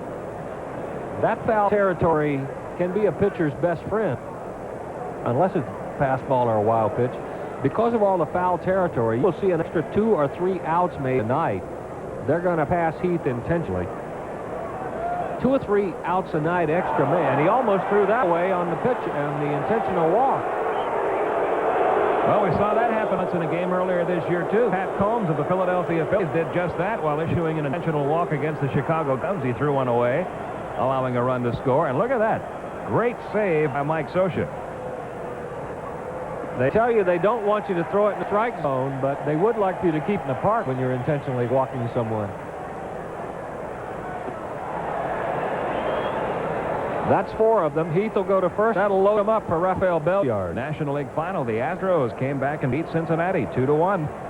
The Dome. I used to play for a manager, Bill Verdon, who, when you pitched in spring training, your exhibition game, he would have the starting pitcher immediately go to the nearest field, and you would work on pitch outs and intentional walks.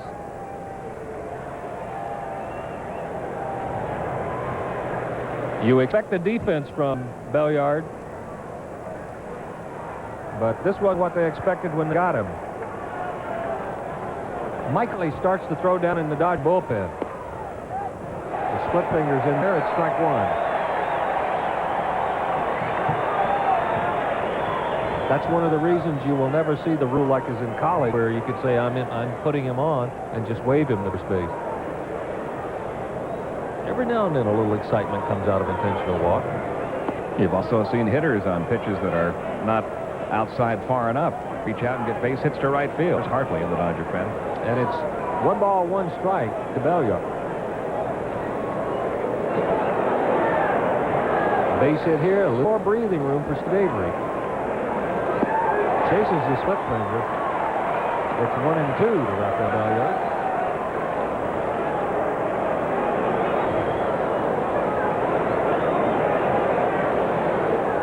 Cabrera at third, Blauser at second, Heath at first.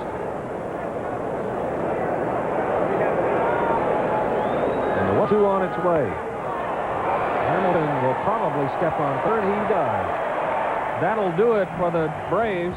But they pick up a pair of runs. They did on 3 hits and a couple of walks. As we head to the middle of the 5th, Braves lead it 4-1.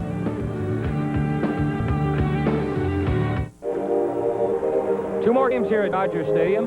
Braves lead this one 4-1. Tomorrow, our next one here on TBS, it's the Braves and the Dodgers tomorrow night. That'll be Tom Glavine and Kevin Gross. And a reminder that on Wednesday night, you can enjoy the Braves and the Dodgers on Sports South at 10:30 Eastern Time. You folks down in the Southeast, that's Chip Carey and Ernie Johnson Sr. bringing it to you. Speaking of the Carey family, join us from over in radio, where it was also 4-1, is Skip Carey. Hi. How you? Fine, sugar. How you? Mr. Avery has been dealing tonight, hasn't he? Boy, what a curveball he's had tonight. Don't you think a measure of how a kid's maturing, a pitcher's maturing, is what he does right after something bad happens? The Right. 3-0 home run to Murray, came right back and made some good pitches. Yeah, we mentioned he's a Daniel. different-looking pitcher this year. Braves are going to make a defensive change. Sid Bream is going to come on and play first base. Didn't mean to go around. Belliard will throw Bream, and 1 pitch, 1 out for Avery. So if you're keeping score, put Sid Bream at first here in the 5th inning. Jeff Hamilton. And that'll bring up Jeff Hamilton. Hamilton popped weakly to second, his last at bat. We told you about his shoulder problems last year. Actually only had 24 at bats. Boy, that sure is a nice scorebook you have, Don. Is it? Be nice to me. I'll see if I can get you one of those.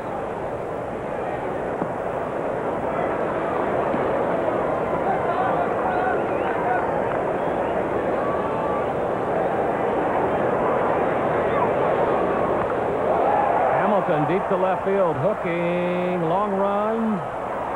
Nixon doesn't have a chance to get to it. Nixon was playing him off the line. He came a long way. It's a little confusing out here because that wall sort of gently curves. He hit that warning track and really didn't know how much time he had before he hit the wall. You can see the curve out there. It's very confusing when you don't play here every day. I don't think he catches that ball if he keeps going full bore, and if he does, he's probably on his way to the hospital. You'll see a lot of balls bounce off of that corner down there, especially with visiting outfielders, and you'll see singles, maybe doubles turned into triples every now and then inside the park home. Didn't mean to go around. Good fielding play by Avery. Hamilton's gone. That's 2 out. Number 14, Mike. You know, they only have outside of the home run balls out of the infield all night long.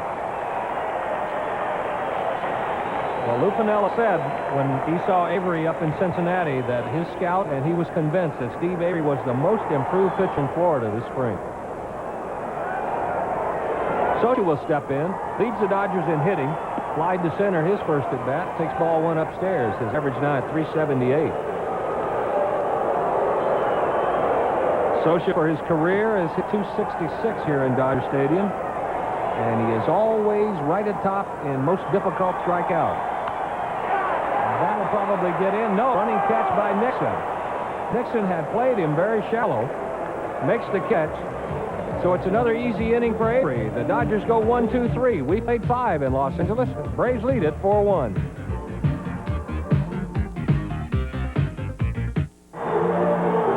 The top of the sixth. The Braves lead it 4-1. 4-8-0 for the Braves. Dodgers have been held to 1 run, 1 hit. Steve Avery, through 5 innings of work, has yet to throw a pitch from the stretch. Just fan there eating the famous Dodger dogs. You mean they're back? Yeah, big controversy about that. All the Dodger concessions have been taken over by various pizza and chicken and hamburger places, as well as others. They've got a tremendous assortment. But for a while, they did away with the Dodger dog, and the Dodger faithful were really upset. One talk show here devoted 3 hours to the Dodgers getting grilled about not having a hot dog. And at the end, they said, drill it, and they will come, man. That's exactly what's happened. Well, Peter O'Malley is very aware, but when you draw $3.5 million a year, I'm a little bit surprised they'd make a change. Avery has struck out. He has tapped one back to the pitcher. And this goes to the Pacific Ocean, as you might guess. The wave is going on.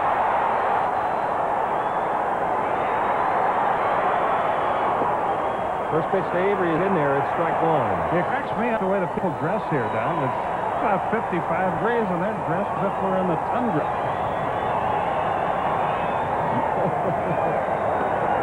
It's 1-1 to Avery. Look at that. It's 55 degrees here.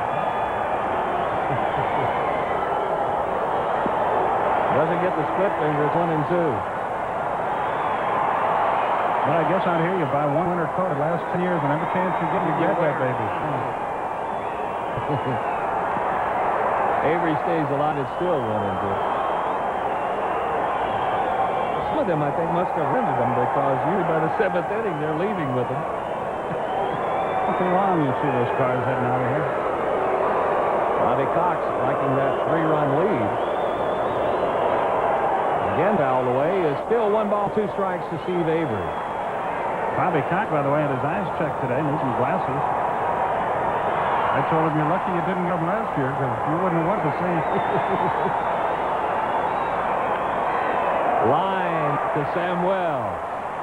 Avery's gone. 1 out into the top of the order. Otis Nixon, who got 5th inning started for the Braves with a single and a stolen base. He's 1 for 3.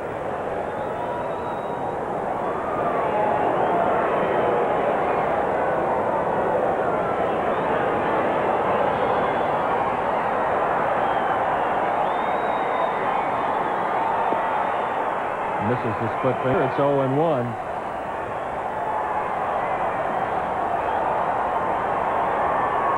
Want to wish good luck to a couple friends, Oscar and Diane Villa. They're expecting their first any moment.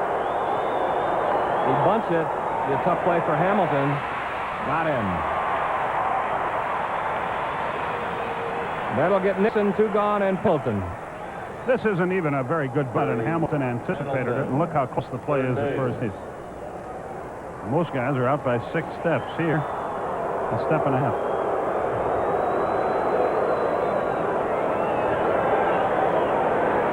But Diane and Oscar assured us they would hold on until the game was over, so they'd join us tomorrow night on TBS. 1 for 2 is Terry Pendleton. He has scored 1. Walked, grounded out to first base. That ground out a very important one because it sent Nixon to third base. Pendleton adding right hand against Den Ojeda, hit the ball to the right side. This throw foul is 1 ball and 1 strike.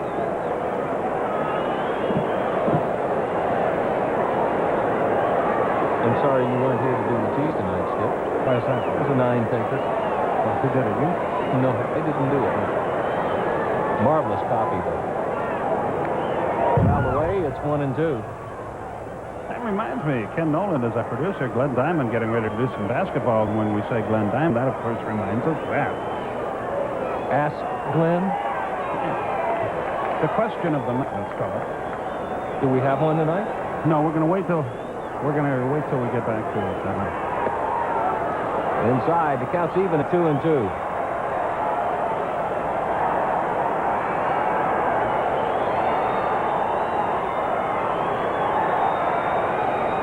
Here's the 2-2. On the ground, headed to right field. It's a base hit for Pendleton, his second. A 2-out single puts a Brave at first. Anyway, your questions, Glenn Diamond, CBS Sports, 1 CNN Center, Atlanta 30302. Actually, the Scholastic or the decathlon that all the brilliant students around the country who are in our hotel, they posed the question in the elevator. One of the kids turned to the other and said, the question about how you line up 3 stars with the sun and figure out which further. What is that called? Up over his head, it's ball 1, so that's the question for the night. Aren't you glad you dropped in on us? I'm letting you just die all by yourself, Weedy. You go right ahead. No, since I've already rehearsed this with Pete. All I know about all those kids is they sure like hit all the buttons on the elevator. I don't know what it is. Adding up their test scores.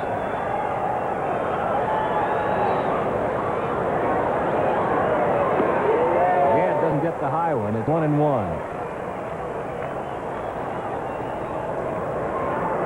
Ron struck out. He's popped his second.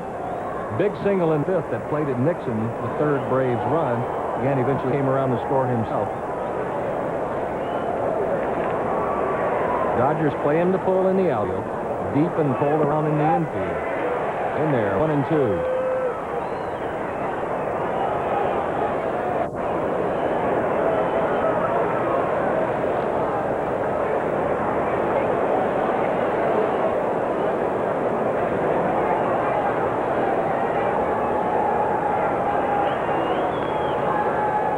Nothing's not going anywhere. 1 ball, 2 strikes, 2 out.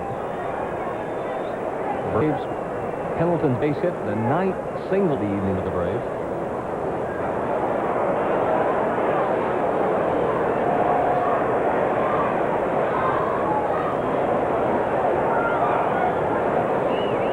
All the Brave hits have been singles. Might be the way to hit against pitchers who throw down and away from you. It's close. 2 balls, 2 strikes.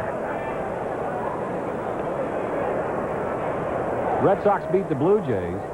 Dennis Lamp got the win. Wells the loss. Jeff Reardon got the save. That's for 6-4. Houston 2 in the 9th to beat the Reds and Randy Mayer. Houston off to a surprising start. I think surprising most of the experts. There goes Pendleton. Gantz fly ball to left center field. Daniels is calling. He's got it. So get flies to Dale in the innings. For the Braves, no runs, 1 hit, they leave 1 stranded. We played 5.5 in L.A. Braves lead it 4-1. Alfredo Griffin. Alfredo Griffin will lead off the bottom of the 6th for the Dodgers. Dodgers trailing at 4-1. Avery's first pitch is in there for strike 1. With the Dodgers trailing at 4-1, that'll probably signal the end of the night for Cruz. Gonzalez is on deck. Jim Gott has been throwing down in the Dodger bullpen. There you have a look at him. 1 ball, 1 strike to Griffin. Takes the high breaking ball. It's 2-1. Steve Avery working on a 1-hitter. That 1 hit, solo home run to lead off the 2nd inning by Eddie Murray. That's a Chopper Blauser who hustled in, played the big hop, turned it into an easy play, and Alfredo Griffin is gone.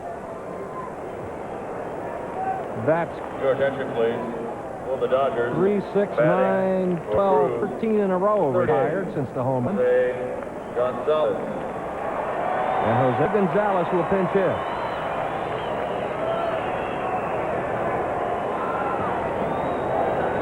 Gonzalez out of the Dominican Republic. Dodgers signed him as a non-drafted free agent August of 1980. Good defensive outfielder. Were it not for Brett Butler, he might be the center fielder for the Dodgers. Takes ball 1 outside.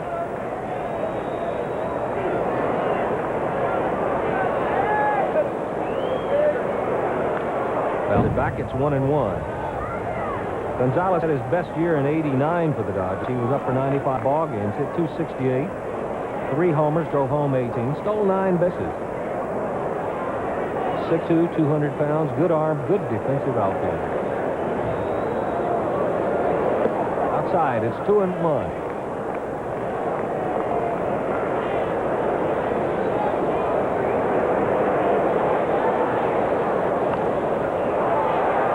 That'll be back out of play. They'll run the count even 2-2. A nice front row catch.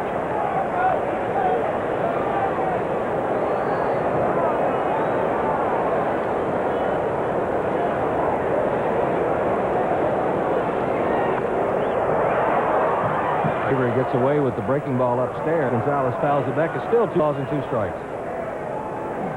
I understand David Justice and Deion Sanders are going to be on our Roy Firestone show tomorrow night on another network, ESPN.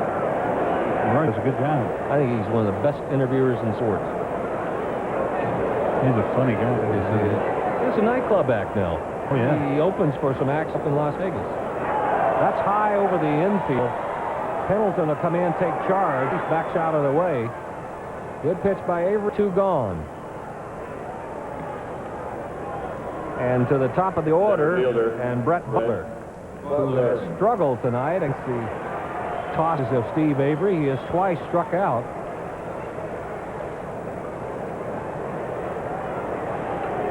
That's 14 in a row set down by Steve Avery since the leadoff homer in the second. In 622 at-bats last year, he struck out 62 times. So getting him twice in a row is good. First pitch strike. That's how Avery has been successful tonight, getting that first pitch in there, and he's done it with 3 different pitches. One time he didn't. He went 3-0 on Murray, and boom. Go. Butler's average at 220. Got off to a hot start. That's there. It's 0-2. And with 2 strikes, Nixon takes another step closer to the left field line and another step closer to the infield. Gant playing deep shortstop. There you have a look at the defensive setup. Pendleton will have it, but it's a foul ball. You notice even with 2 strikes, Pendleton was in ahead of Ag. Yeah, Brett's been known to bunt with 2 strikes, especially when he's struggling with that, as he is now. He was 5 out of 8 in the 2 game against Atlanta down in our place. You expect that with less than 2 strikes, but normally the third baseman will back up when you get 2. Pendleton staying in. Might even creep in another step with the pitch. Yeah, he is. Here's the 0-2. In the dirt, 1 ball, 2 strikes.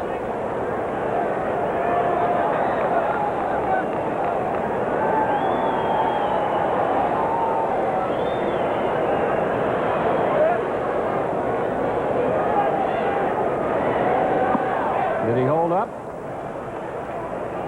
There is no appeal to third base umpire Dutch Rennert, so the count goes even 2-2. There are those who think that Brett Butler may have been the most important acquisition for the Dodgers over the winter. That'll be a tough play. It'll be a base hit. Avery got a slow jump off the mound, or he might have come up with that ball. A right-hander stands a better chance of making that play than a lefty. Watch him here. He took him about 3 steps, and then he broke for the bag, as did Sid Bream. Bream thought Avery would try to field it, and he got back to his position. Would have been a tough play anyway. A little bit of a lack of communication. That's the second Dodger hit, the first since leading off the second inning. It'll bring up Samuel. And Avery right back to the plate with strikes. The off-speed pitch is in there. It's 0-1. Samuel 0 for 2 has grounded to third, grounded to second.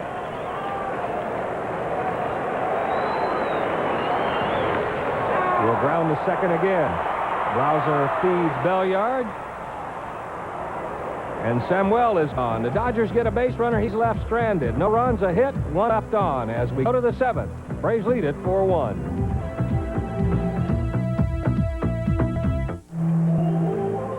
As we go to the top of the 7th, the Dodgers will bring on their third pitcher of the night, right-hander Jim Gott. Dodgers picked him up as a free agent back in December of 1989. His last with Pittsburgh. Off arm surgery, did a job. There you see his numbers for the year. It's a 4-1 Braves lead, and that last out of some significance for Steve Avery. It's the first time tonight he is from the stretch. To the 7th, and here's Skip. Okay, Don, thank you very much. You hockey fans want to know the Kings and Oilers have gone to overtime, tied 3-3. Wayne Gretzky had to leave that game. He was hit in the ear by a puck shot by one of his teammates at 25 stitches in that ear. Your attention, please. Now pitching. Jim Gott's been at this for a while. He started in 1977 in Calgary. In the major leagues, he's pitched with Toronto, San Francisco, the Pirates, and now the Dodgers. Was 3-5 last year. Was a starter over in Toronto, came over to this league and has had some pretty good success as a reliever. He has had some arm problems. It was a little bit of a project for the Dodgers. They weren't sure how healthy he was going to be, but signed him to a contract based on appearances and based on his staying healthy. And he was in 50 ball games for the Dodgers and finished with a 2.9 earned run average, and most of it in a setup role for Jay Howell. He's 6'4", a 220-pounder. And he throws strike to David Justice, who struck out 9 times in 41 at-bats, which is a little concern, right? But it's early, and tonight he is 1 for 3, singled and scored in the first.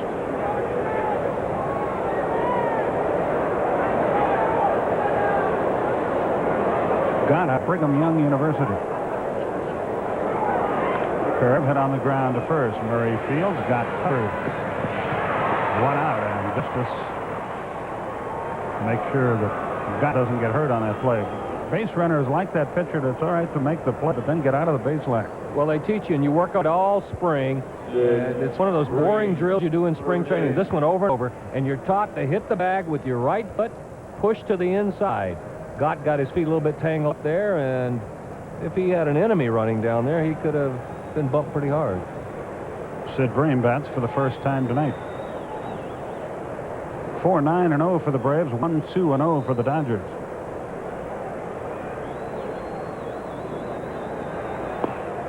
If you're a Braves fan, your only concern so far tonight is the 8 runners left aboard in the first 6 innings. Sometimes that'll come back to haunt you. 1 ball, no strikes. A little tap past the mound. Samwell to his 2 down. So far tonight, the Dodger defense has been all right. They have been awful so far this year. Well, there have been no errors, but there should have been a double play turn. Actually, there were a couple of plays that maybe should have been made. They don't go in the book as errors, but if you're a pitcher, you know that it gives one more out that you have to make. And the way the Braves are swinging the bat tonight, that could be a big out. Long time Dodger partisan told me tonight, and asked the name not to use, the way they play defense, they ought to wear those little propellers on the caps out in the field. 1 ball, no strikes. Red Adams, who was a long-time pitching coach here, used to yell at an outfielder every time he'd box one, "You better put some grass in your hat, son." 1-0. Right through there, it's 1-1. Braves jumped off to a good start, and they seem to show a lot of life offensively. Defensively in the first inning, they jumped out and shut down the Dodgers. How big was it to win yesterday to start this trip? You never know. A ball and a strike. At the knees, outside corner, 1-2.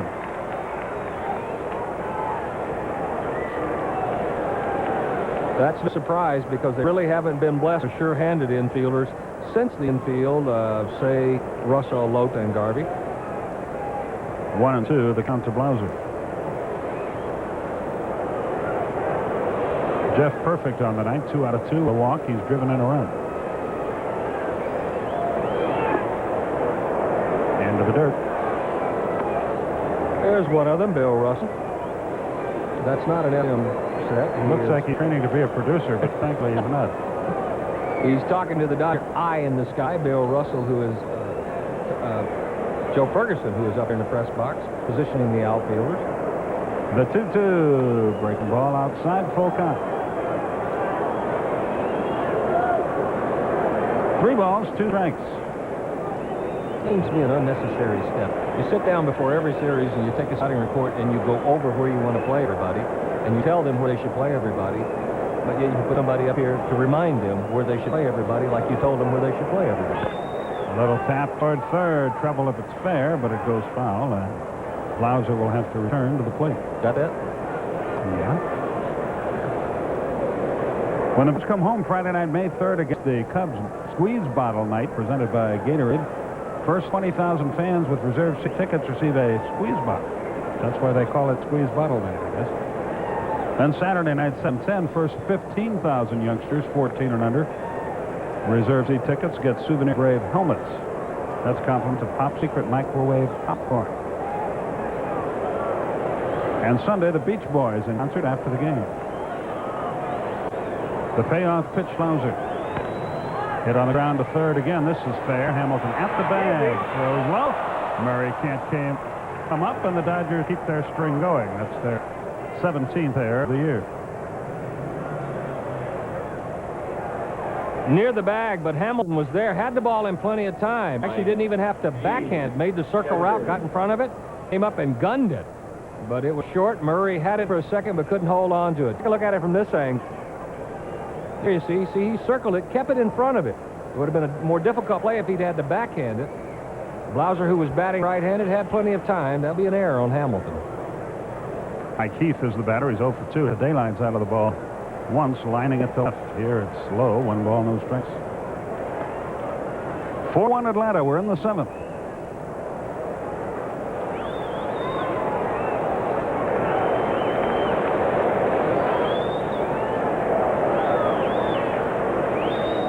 Got born in Hollywood, California. Throw to first. Blauser goes diving back. 4-9-0 for the Braves. 1-2-0 for the Dodgers. We're at 1-2-1 for the Dodgers. Scott is a big connoisseur of Hapkido Karate. As compared to jiu-jitsu or something? Yeah, well, I just read them. I don't have any idea what it means.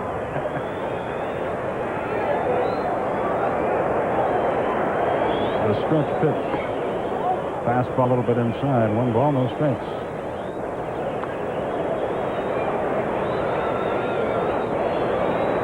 Over in the American League at Toronto, that was a start. He started 34 games in 83, 35 in 84.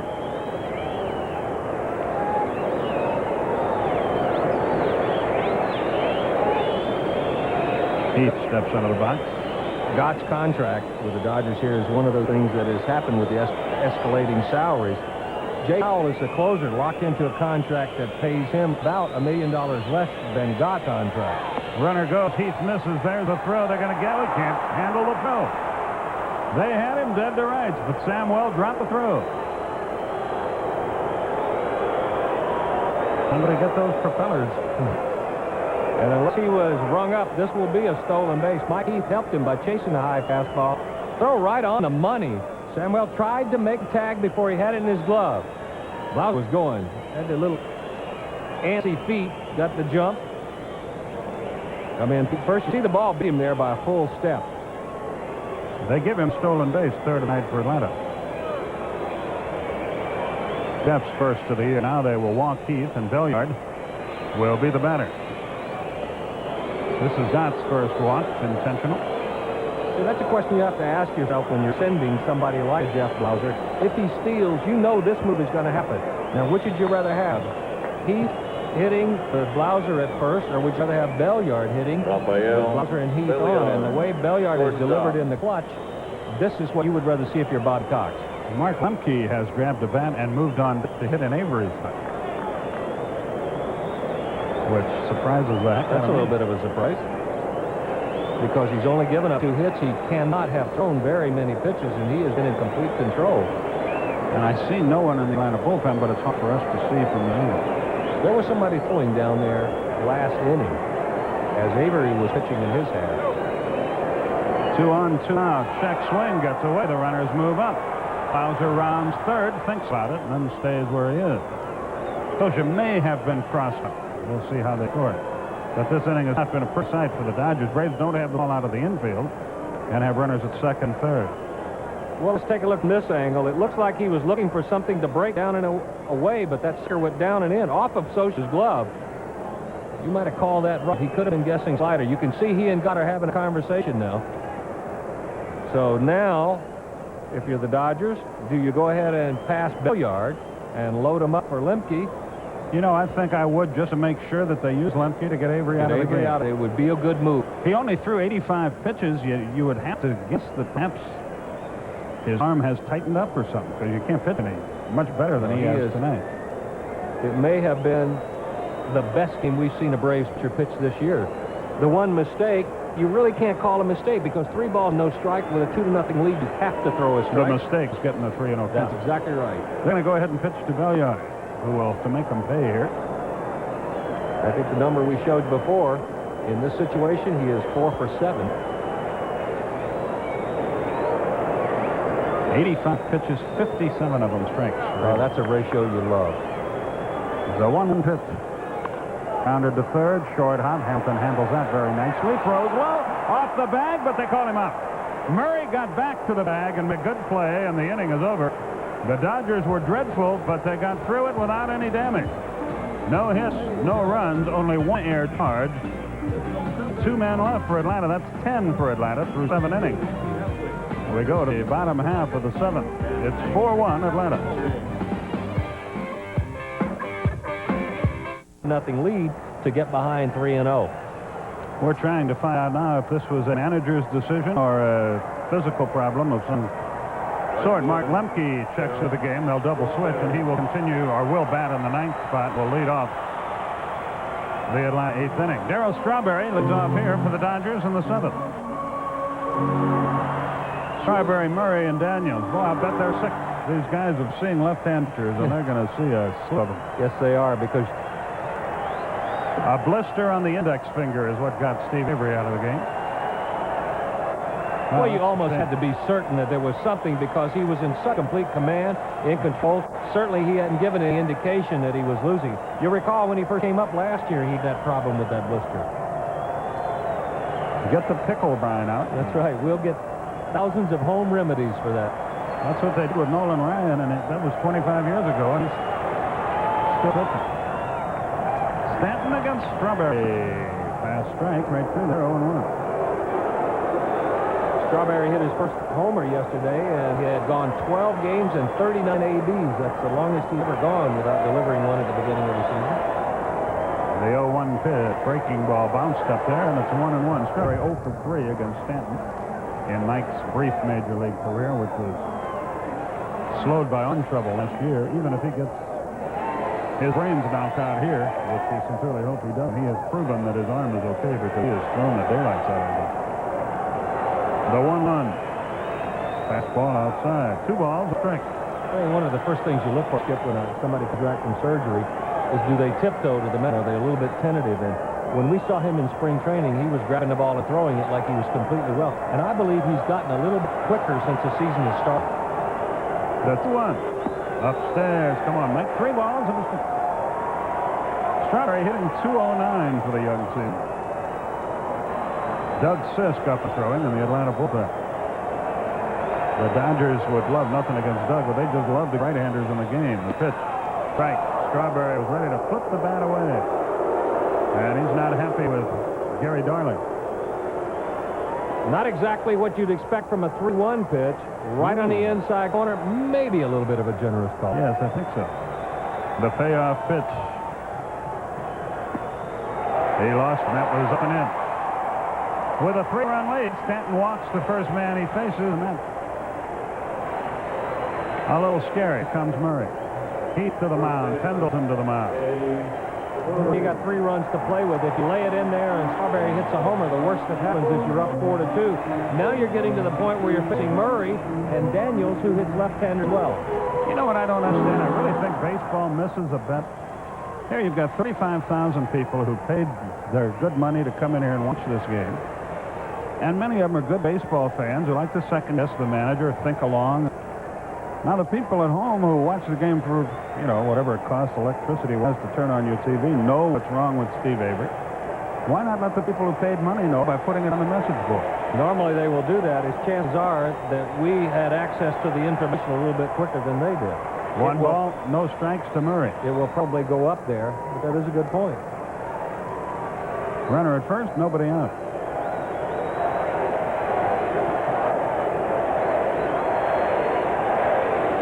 Murray tonight has homered and bounced to third. He doesn't run well if you get the ground ball out of him.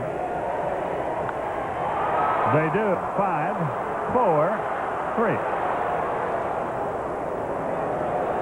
Boy, there's the pitcher's best friend. It takes the crowd out of the game. And there are 2 quick out. The Dodgers 7th, and Cal Daniels, the batter, over 2. Well, you called it, and here again we're getting a chance to see the big improvement in the Braves infield. Look at Pendleton cutting down the angle, has himself going towards second, gives Lemke a perfect feed, and Lemke, who may be the best on the club at turning the double play, they had Murray by 3 steps. And that's a little self-protection. So you saw Lemke make sure Strawberry got down. Players, the base runner does object to that, because if you don't do that, you're going to get buried and knocked into short center field. 2 out, nobody aboard. Curve strike, 0-1.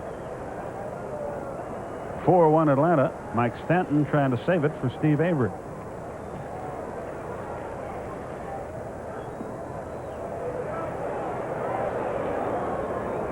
I know Steve's mom and dad watching up in Michigan have brewed up another cup of coffee to see whether their son gets a win here.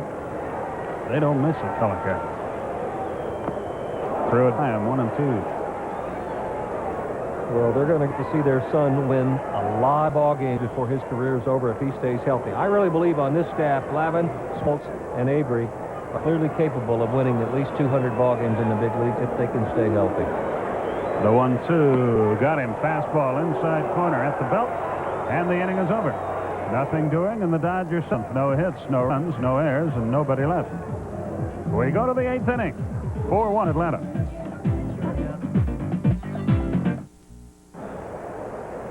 Here's a look at our Delta scoreboard. St. Louis nipped Chicago 3-2. Augusto got the win. Dave Smith got another loss.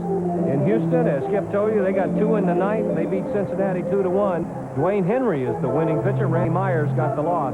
And down in San Diego, they're having a little bit of a slugfest. 6-4 the Padres over the Giants as they play in the 7th inning. In the American League, here's what it looks like.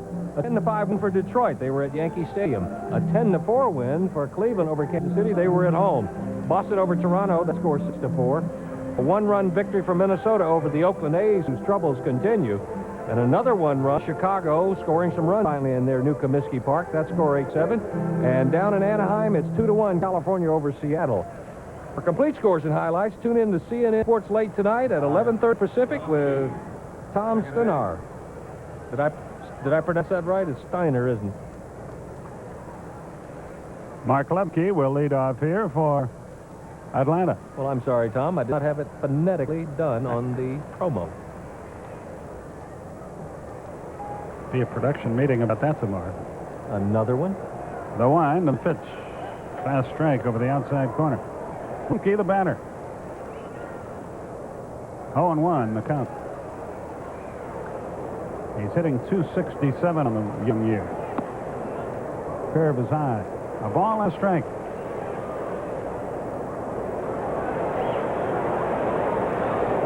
Lucky Nixon and Pendleton here in the Atlanta. It's a little insurance. Couldn't hurt and got. Falls behind 2-1. They'll turn Nixon around. He'll bat left-handed. Same 2 teams tomorrow night, 10:30 Eastern time. We'll have it for you. Tom Glavine against Kevin Gross. And then on Sports South Wednesday, Jen Smoltz against Mike Morgan.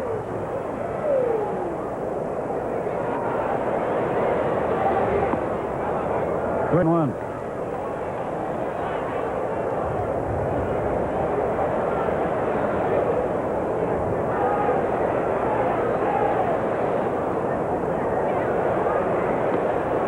And that's outside, and a good start for Atlanta in the 8th inning. Lemke draws a walk. Second forgot. And Nixon is the batter. That'll cause the phone to ring down in the Dodger bullpen. Otis Nixon. Nixon is 1 out of 4. He scored a run, stolen a base, made an outstanding play in the outfield.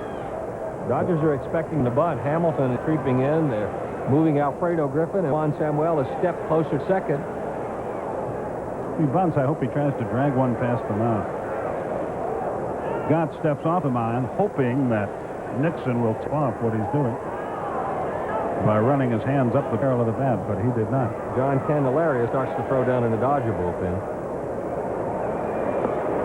Fastball outside. 1 ball, no strikes. It's 4-1 Atlanta. 5 walks by Dodger pitchers this week. Jimmy Williams runs through the signs. He is the baseball entry to Lou Holtz. He's a perpetual motion machine. 1 ball, no strikes.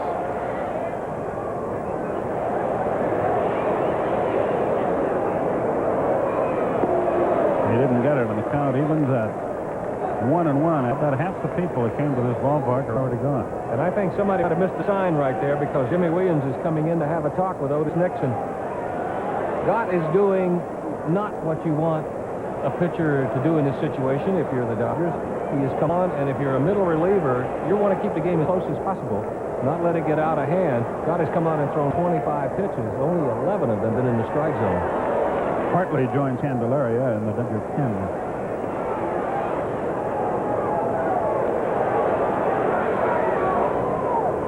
Candelaria is lefty. 1 ball, 1 strike. Throw to first. Lemke goes scrambling back. Steve Bedrosian picked up his first win with Minnesota. They beat the Athletics 3-2. At the knees, and Otis is in the hole. The ball 2-6. 4-9-0 for the Braves. 1-2-1 for the Dodgers. Nixon intently studies Jimmy Williams. You see A. Murray holding Mark Lemke at first.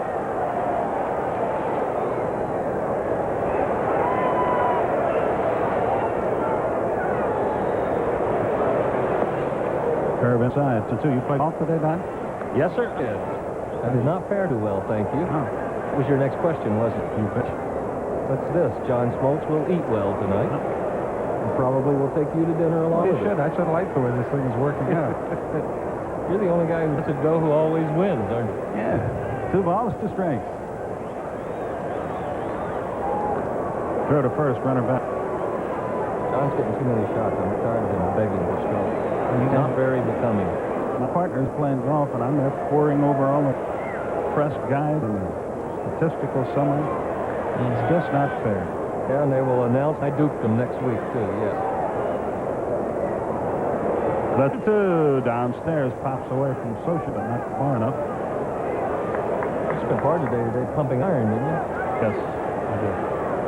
Not a pretty sight, I might add. The iron, or are you pumping it? Me pumping.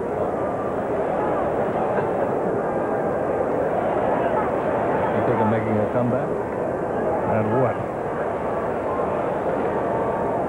The 3-2 pitch. Lemke first. Nobody out. He's ready. It's high. 2 are on with nobody out. And the Braves now have a chance to break it wide open. That's the 3rd walk surrendered by Jim Gott. One of them intentional. There you go. So 2 are on for Pendleton, Gant, and Justice. Let's see how Pendleton plays it here. It's 4-1 Atlanta in the 8th. No move from Ron Peronowski, who brings a hook for the Dodgers and for Tom Smith. Actually, the only move right now, and if you come to many Dodger ball games, you come to expect it almost regardless of what the score is. The end of 7, the aisles fill up, the parking lot fills up, and about half the people go home. There it is. You're right. It's a traffic jam. But as long as they pay their money, the Dodgers can live with it. Pendleton is bunting, hard toward 3rd. Boy, what a good throw to first in time. 2nd and 3rd. He gambled that they wouldn't have a wheel play on, and he won the gamble and made Hamilton field the ball. So Pendleton does his job. That's twice we've seen Pendleton sacrifice. That's twice we've seen it do it like they draw it up in the textbook. Squares around, gives himself up, pushes it all the way down, makes Hamilton field ball, takes him out of the play at 3rd. His only play is to 1st. The lesson you can learn from Pendleton is that when you sacrifice, you turn around and give yourself up. So here's Ronnie Gann. A base hit makes it 6-1. First base is open, but the left-hand hitter, David Justice, is next. See how they play it. They might walk him and bring in Candelaria to pitch to Justice. They're going to bring the infield in not.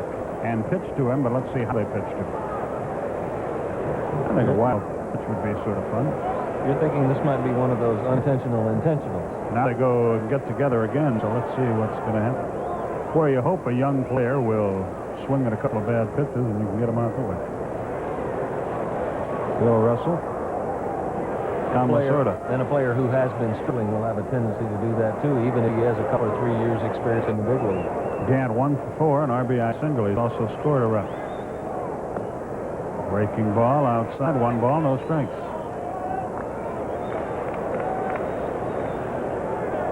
17 errors now in 13 games for the Dodgers. They're going to have to score a lot of runs because they're going to give up a lot. Breaking ball caught the corner. Gant wasn't too sure. It's 1-1. One times last year did you see the Braves, Berenguer throwing in the Braves bullpen? How many times last year did you see the Braves end up giving the opposition extra outs? Maybe they weren't scored as errors, but I'll tell you, better than 50% of the time, if you give a good ball club an extra out, they're going to burn you with it. Downstairs, it's 2-1 to Gant. Second and third, 1 out. 4-1 Braves, top of the 8th.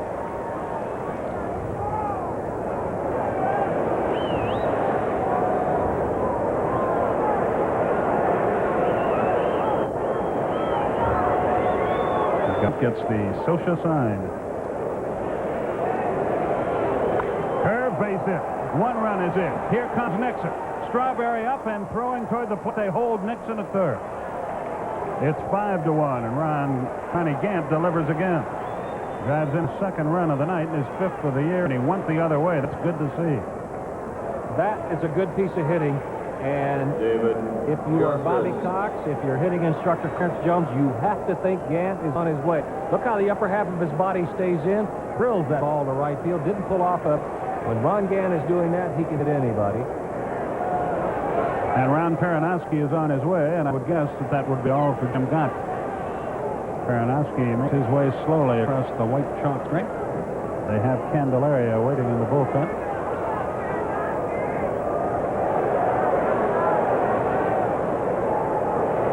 And that will be all for Gott. And Candelaria will get the call for Los Angeles. Gott struggled throughout the night in his relief role. Here comes Candelaria, and we'll be back right after this. There's the line score on the game, and the Braves threatening more here. They have runners at first and third with just 1 out in the 8th inning. And the veteran left-hander John Candelaria checks into the game for Los Angeles to pitch to David Justice. He has a save that earned run average may not be too meaningful because very early in the year, 1 bad outing can really louse you up. He can still pitch. He's been around for a long time, has Candelaria. As a relatively young player, had some great years with the Pirates. For former Braves manager Tanner.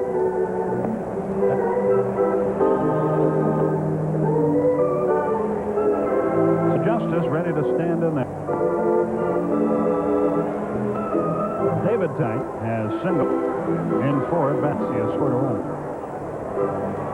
Ducks on the pond here. At first and third. Kept running at first as you see. Otis Nixon is at third. There aren't 10,000 people left in that stadium. And really, no kidding, it really doesn't matter what the score is, but if the Dodgers are down by 2 or 3, this place cleans out in a hurry. Same thing happens at the Forum when Lakers play. It would happen at the sports arena where Clippers play, but there's nobody there to begin with. Throw to first, runner back. Left-handers hit .253 against Candelaria last year. That's about as high as you'll ever see in his career. The big guy flipped it from the side. Not too many see in on it. Again, first, runner back. Remember last year when Martinez struck out, what was it, 18? 18. They were leaving after 7 with Alt going. With him chasing the Dodger record. But if you pay your money, you can do whatever you want. To the plate, runner going. Pitches a strike. Throw is late. Get is in there with a stolen base. 4th of the night for Atlanta.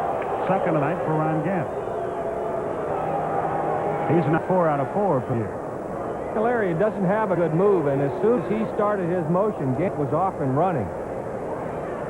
Not a bad pitch for Socha to throw on. To throw right on the money, but Gant had such a good job, they had no chance of getting him.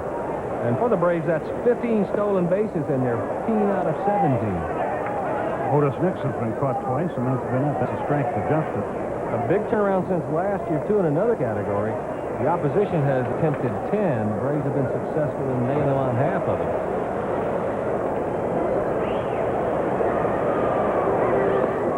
Just missed with that curveball. It's a ball and 2 strikes, and now the guessing game starts. All he's thrown is a big bender. Somewhere along the line, he's going to take a shot with a fastball in on his hand, or will he just keep throwing curveballs? And Candelaria's fastball runs about 6 or 8 inches, and it runs right in on the left-hander's hand. The 1-2 pitch with the infield in. Curveball, base hit, center field. 1 run is in. Here comes Gant. Butler up with the ball. He'll score easily, and that puts a little icing on the cake. And those who are left are making a beeline for the exit now. Justice drives in his 7th and 8th runs of the year. Nixon scores. Gant scores. The runs are charged to Jim Gott. Well, he got hit better than .350 last year against lefty. Got the breaking ball again. He stayed in on it. Didn't try to do anything fancy. Just muscled it to the outfield. So that base hit, the stolen bit from Gant. 6-run lead for the Braves. And you close the book on Jim Gott, and then in a third. 1 hit, 3 runs, 3 walks. One of them intentional. Strike to Sid Bream. Bream's never batted against Candelaria. Curve 0-2. He's probably glad. That was a 2-strike pitch the Justice hit. Let's see how Sid fares it.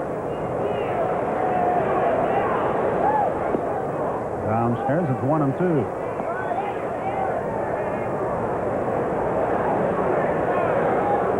If the Braves can hold on, this will be 4 straight losses at home to start the year for the Dodgers. Look out. That pitch almost went behind him. A wild pitch. 3rd of those of the night for the Dodgers. Another runner is in scoring position. And the throw gets away, and now Justice will go to 3rd. You don't see this from too many Dodger ball clubs.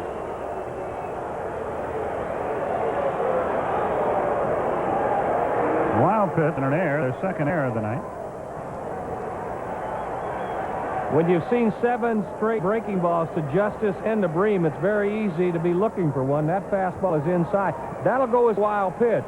But what happens next is that Socha flips over his head. That's an error on Socha. And that's a strikeout to Bream, the big breaking ball.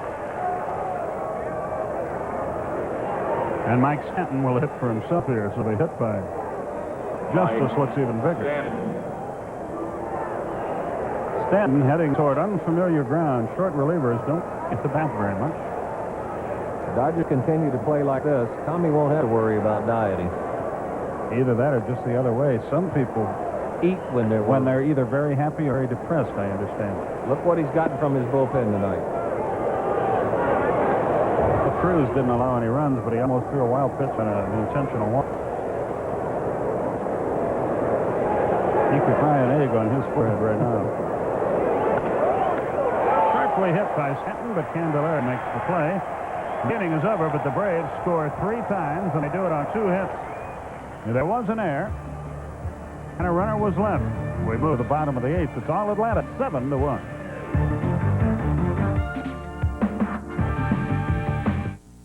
Atlanta Braves Baseball is brought to you by Daihatsu from Japan. Makes of Charade automobiles and Key 4x4. Bottom half of the 8th inning. Jeff Hamilton will lead it off.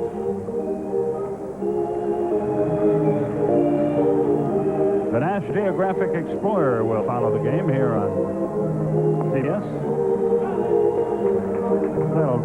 We'll have that for you hopefully about 15 minutes. Among the segments on tonight's program, the life and legend of Jane Goodall. Is that the gorillas in this lady? It's not.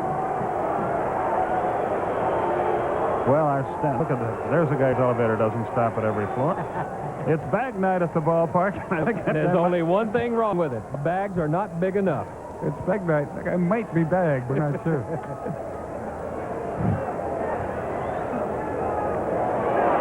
Hamilton doesn't get it. 0-1. What scares you is you're riding on the same freeway with those people after the game. 0-1 is the count.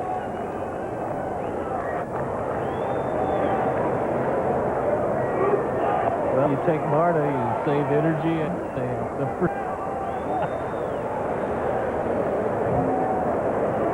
A ball and a strike.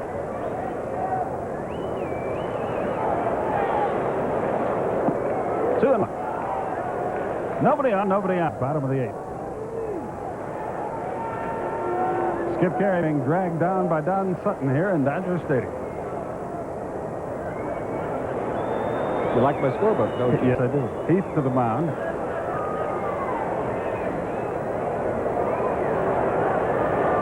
Beg me a little more and I'll get you one. It's not worth. Barry Lyons is going to pinch it next for Skip. He has moved on deck. What was Barry's season got off to a good start? Took up his hat for the anthem in the... A bird that deposited on it. The Olden trick. And Barry has a haircut a lot like Pete. The other half of Darryl Strawberry's haircut. The 2-2 pitch, here it is. That ball's well hit to left field. On the run is Nixon. He can't get there. It drops for a hit. Hamilton stays at first, playing it as he should, very conservatively here. That's the third Dodger safety of the night. And here's Lyons. For the Dodgers, Matt Gorsucha, 40. Barry Lyons.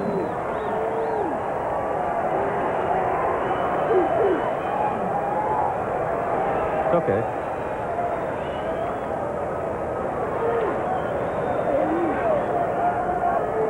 The right-hand hitter, Stanton.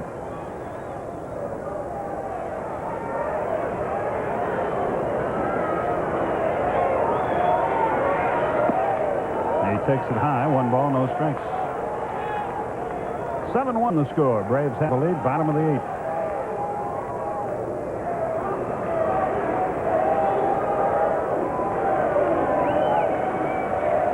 That's right through there. And the count evens at 1-1. Lions out of Biloxi, Mississippi. Gary Carter will pinch it next. Went to Biloxi High School and then Delta State. The Lions. Right off his thumbs. He fouls it back and he's in the hole. 1-2. Delta State, where one of the best college baseball coaches of all time coached for a long time, gentleman Brew Ferris. A ball and strike. 7-11-0 for Atlanta. 1-3-2 for the Dodgers. Just missed inside. 2-2. Interesting little tidbit about the guy hitting and the guy waiting on deck. Barry Lyons and Gary Carter were the catchers for the Mets in 86, 87, and 88. Lyons came over here thinking at least I won't have to worry about that anymore, and then they signed Carter. And Lyons is called out on strike. Second strikeout in the game for Stanton. Inside backup fastball. You can see where Heath wants it. Starts inside, tails just a little bit above the knees. Caught the inside corner. Lyons thought it was low or thought it was inside. Your catcher base for the Dodgers. And here's Carter sort of playing out the string. Number 8, Gary. Well, he has had a tremendous career. The guy's got a pretty good chance to make the Hall of Fame. Well, only Carlton Fisk, I believe, and Bob Boone of the modern-day catchers have caught more ball games than Gary Carter. Runner at first, 1 out. Mike Heath directing some traffic, wants Justice to shallow up in right field. Jim Sundberg also caught a few more, and one of the all-time great catchers and one of the all-time great gentlemen to ever be in baseball, Al Lopez, is right there on that list. A little bit outside, 1 ball, no strikes. Tomorrow night, Tom Glavine works against Kevin Gross, and then John Smoltz against Mike Morgan. Then we go to Houston for the weekend. Pitch.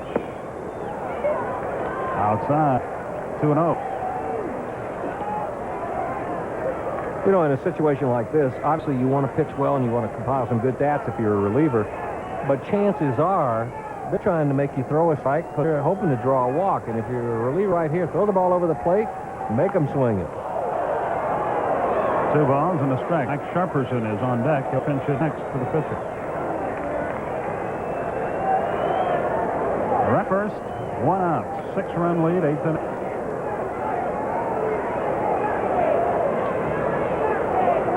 Carter doesn't run as well as he once did. If you get a ground ball, you got a shot. A little nubber on 1 hop. Can they get 2 here? There's 1. There's 2, and the inning is up. 4-6-3 and out. Nothing doing in the Dodger 8th. Do they get a hit?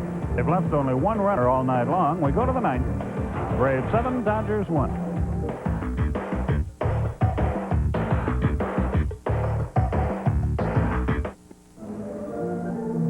Three changes for the Dodgers. Mike Harperson enters the game to play shortstop.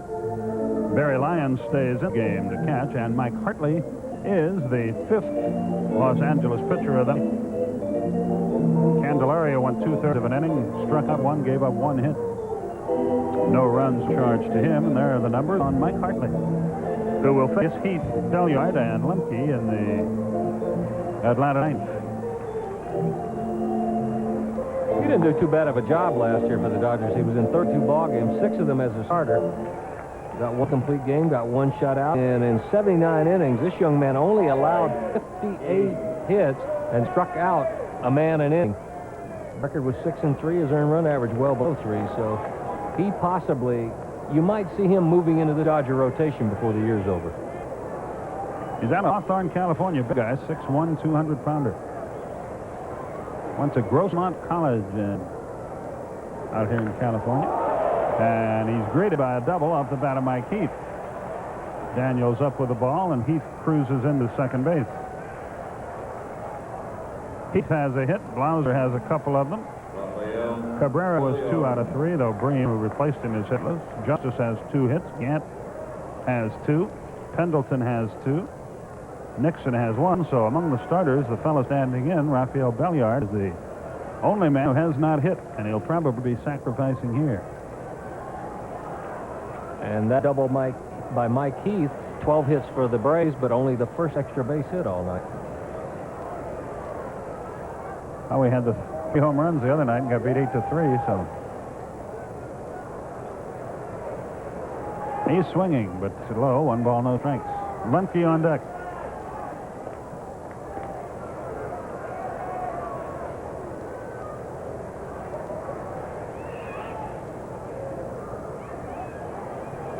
Braves win this game. They'll be 3-0 on the road. Their best road start since they went 9-0 back in '82. That's the year the team went on and won division. They didn't ask Belliard to bunt, but I'll guarantee you he made some points with Bobby Cox right there. Let him swing away, took a shot toward right field. He's still trying to move the base runner over, although it's a 7-0 ball game.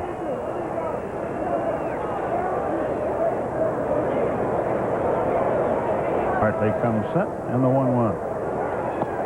Upstairs, 2-1.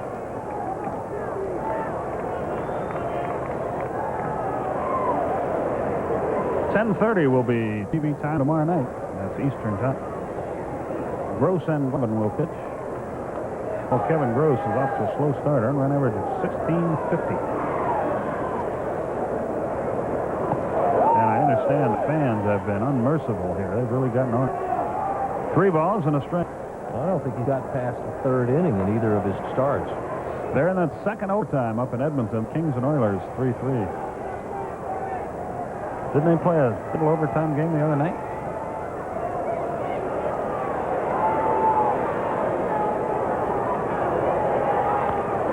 Ground ball fair. He did his job. Close play at first. They got it. Belliard moves the runner to 3rd. And Mark Lemke, the batter, walked and scored on his only plate appearance. Well, 2 things on that play, Skip. Number 1, you never know when enough is enough when you're scoring runs. And number 2, you're going to have to do that with the game on the line. So why not take the situation like this, as Belliard did, and continue to work on the things that help you win ball games? And Pendleton did earlier in the game when it was a much closer ball game. Those kind of things are catching. Infield in for the Dodgers, of course.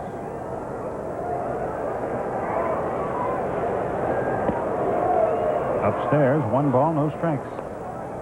Hartley will probably throw a lot of high pitches. His delivery is going to cause him to do it. When you watch him, he pulls off the ball. His arm drops down and he throws under. That's a natural tendency to shoot the ball up and away from left-handers and up and in on righty. Popped him up on the infield. That won't get the run home. Lions in foul territory. 2 down. So it's all up to Otis Nixon if Atlanta's going to get any more insurance here. A lot of times there are things going on away from the actual play that you don't see, and sometimes they figure in the game, maybe they don't. But as that ball went up and headed over toward the Braves dugout, Eddie Murray was close by, so once he saw Lyons under it, he turned and yelled to Hartley and to Hamilton for somebody to cover the plate. Because if there's nobody there, then even a pop eye that far away, Heath could have scored. So Murray did a good job of directing traffic out there in the middle of the diamond. Nixon, 1 out of 4 with a walk, a stolen base, and 2 runs scored. Started to go, went around. It's 0-1.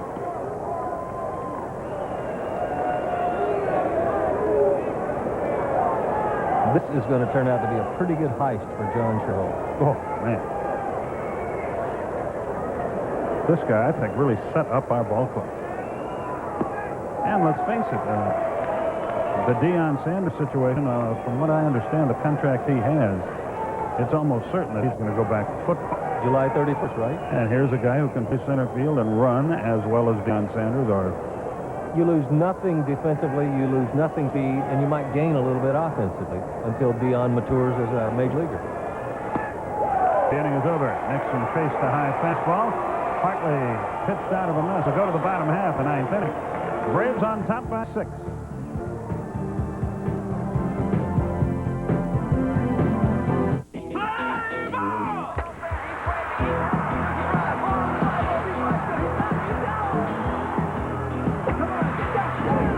Baseball 91, Saturday mornings at 11:30 Eastern on CNN. Bottom half of the 9th inning. Juan Berenguer comes on the pitch. Mike Stanton did fine. He went 2 innings, allowed a hit, and a walk, and 2 strikeouts. So now the save is no longer in effect. And also got 2 big double plays, too. Got Murray to hit in the 1 after walking Strawberry to lead off the 7th, and then got an inning-ending 1 from Carter after giving up the leadoff signal to Hamilton in the 8th. Mike Sharperson, hitting in the 9th spot, will lead it off.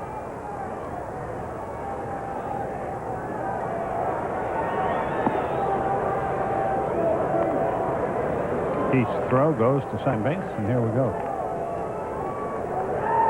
7-1. Atlanta Braves have gotten away with leaving 12. If they can get 3 more outs, will have gotten away with leaving 12 runners on base.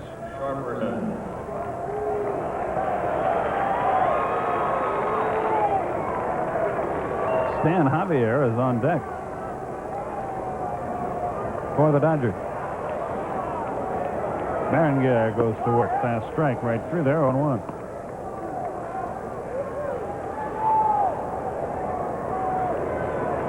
All his teammates now call him Senor Smoke. They do, huh? He likes it, too. Yeah. Pointed that out to me the other night when I came into the clubhouse. Ball and strike to come. 2-1 now. And he does have some good smoke.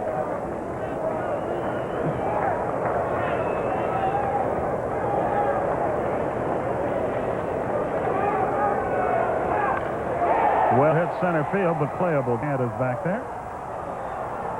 1 out. A noisy first out. Here comes Javier. That guy's a pretty good ball player. Well, here's a guy who has to wonder, what the heck do I have to do to get the play? He is the best defensive outfielder on the club, or was until he acquired Butler. He hit .298 last year. He hit .315 against left-handed pitching. Took the extra bases, played great defense, played in 104 ball games, stole 15 bases, and the Dodgers went for a center field. And his daddy was a heck of a second baseman of the Cardinals and Pirates. Julian Javier used to hit the ball up the middle off breaking ball. Hated that. He was a good player. Yes, he was. Big rangy second baseman, wore glasses. It was the Dow, Maxfield, Julian Javier, Mike Shannon infield. Tim McCarver was the catcher. At the knees, it's 0-2.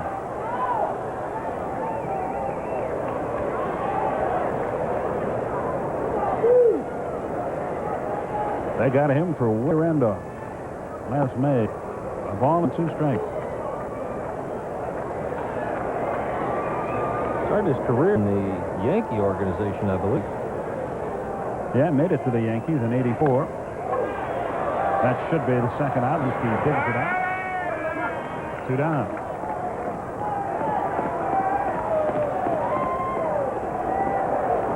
One more, and it's history. It looks like Chris Gwynn is going to come out. Your attention, please. It is a 7-1 ball game. It's pretty much out of reach. Tommy's going to give his bench some swings. 15. Chris Gwynn. This is Tony's younger brother. He never really had a chance to play. He's one of those guys that... Well, the same may be true of a guy like Javier. If they went to a place and they said, "You're my right fielder," it might reward you. This guy can hit just like his brother, but really doesn't get that much of a chance. And is a pretty good defensive outfielder. Built a little bit like his brother, a little bit Yes, stocky, but he can run.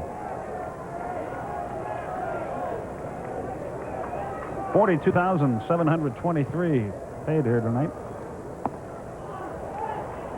The 273 are still here. The 42,000 are long gone.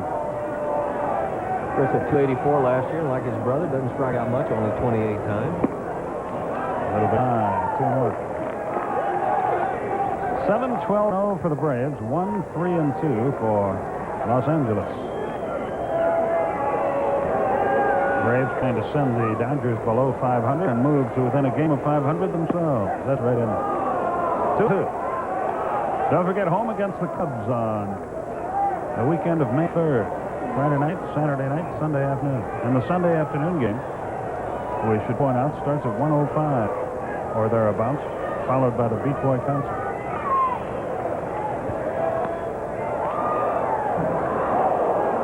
Still 2-2.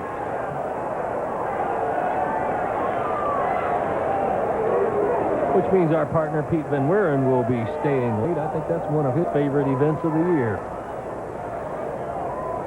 The 2-2 pitch.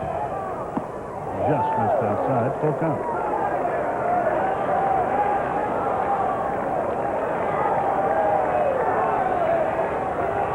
All they have left on their bench is Lenny Harris. Pretty good hitter. Fastball popped up, foul, out of play. There is an awful lot of room behind home plate in foul territory here. Very, very nice for you pitchers, isn't it? Yes. Anytime a ball goes up, unless it is 2/3 of the way down the line and way back in the stands, you're almost certain of getting the out. Helps pitchers. It helps high fastball pitchers here. The 3-2. Gwynn stays alive again.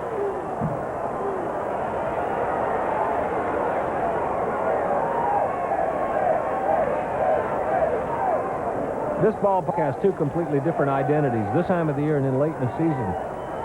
At night, the air is heavy in here. The ball doesn't carry well. But in the summer, when it gets hot here with all the asphalt around the desert air, this is a launching pad. Upstairs, we watch it.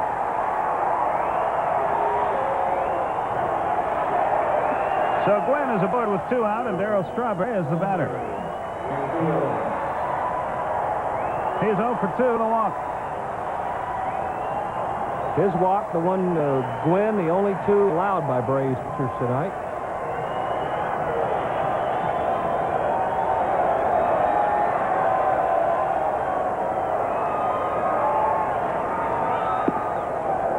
Down low, 1 ball, no strikes. Bream, of course, plays behind runner at first with a 6-run lead. They play Strawberry straight away and, of course, very deep. On the corner, 1-1.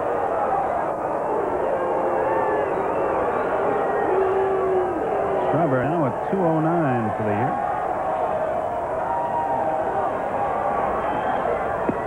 Good breaking ball. 1-2. Strawberry in his career 1 out of 2 against Berenguer. The pitch. Line left field, base hit. So some 2-out noise for the Dodgers. Strawberry delivers a single to left.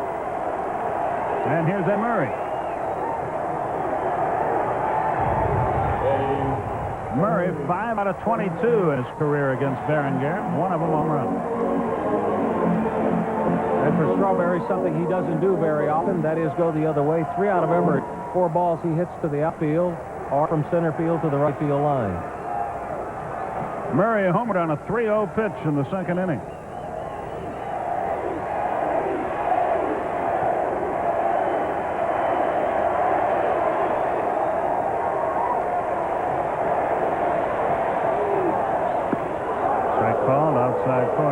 not so sure.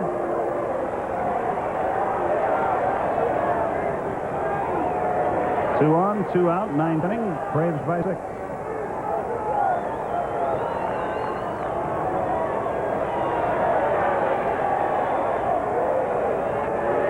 These two have hooked up 22 times with Berenger getting the best. Murray only has 5 hit in those 22 at bat. High fly ball, short left field. Everybody chasing it. Belliard wants it.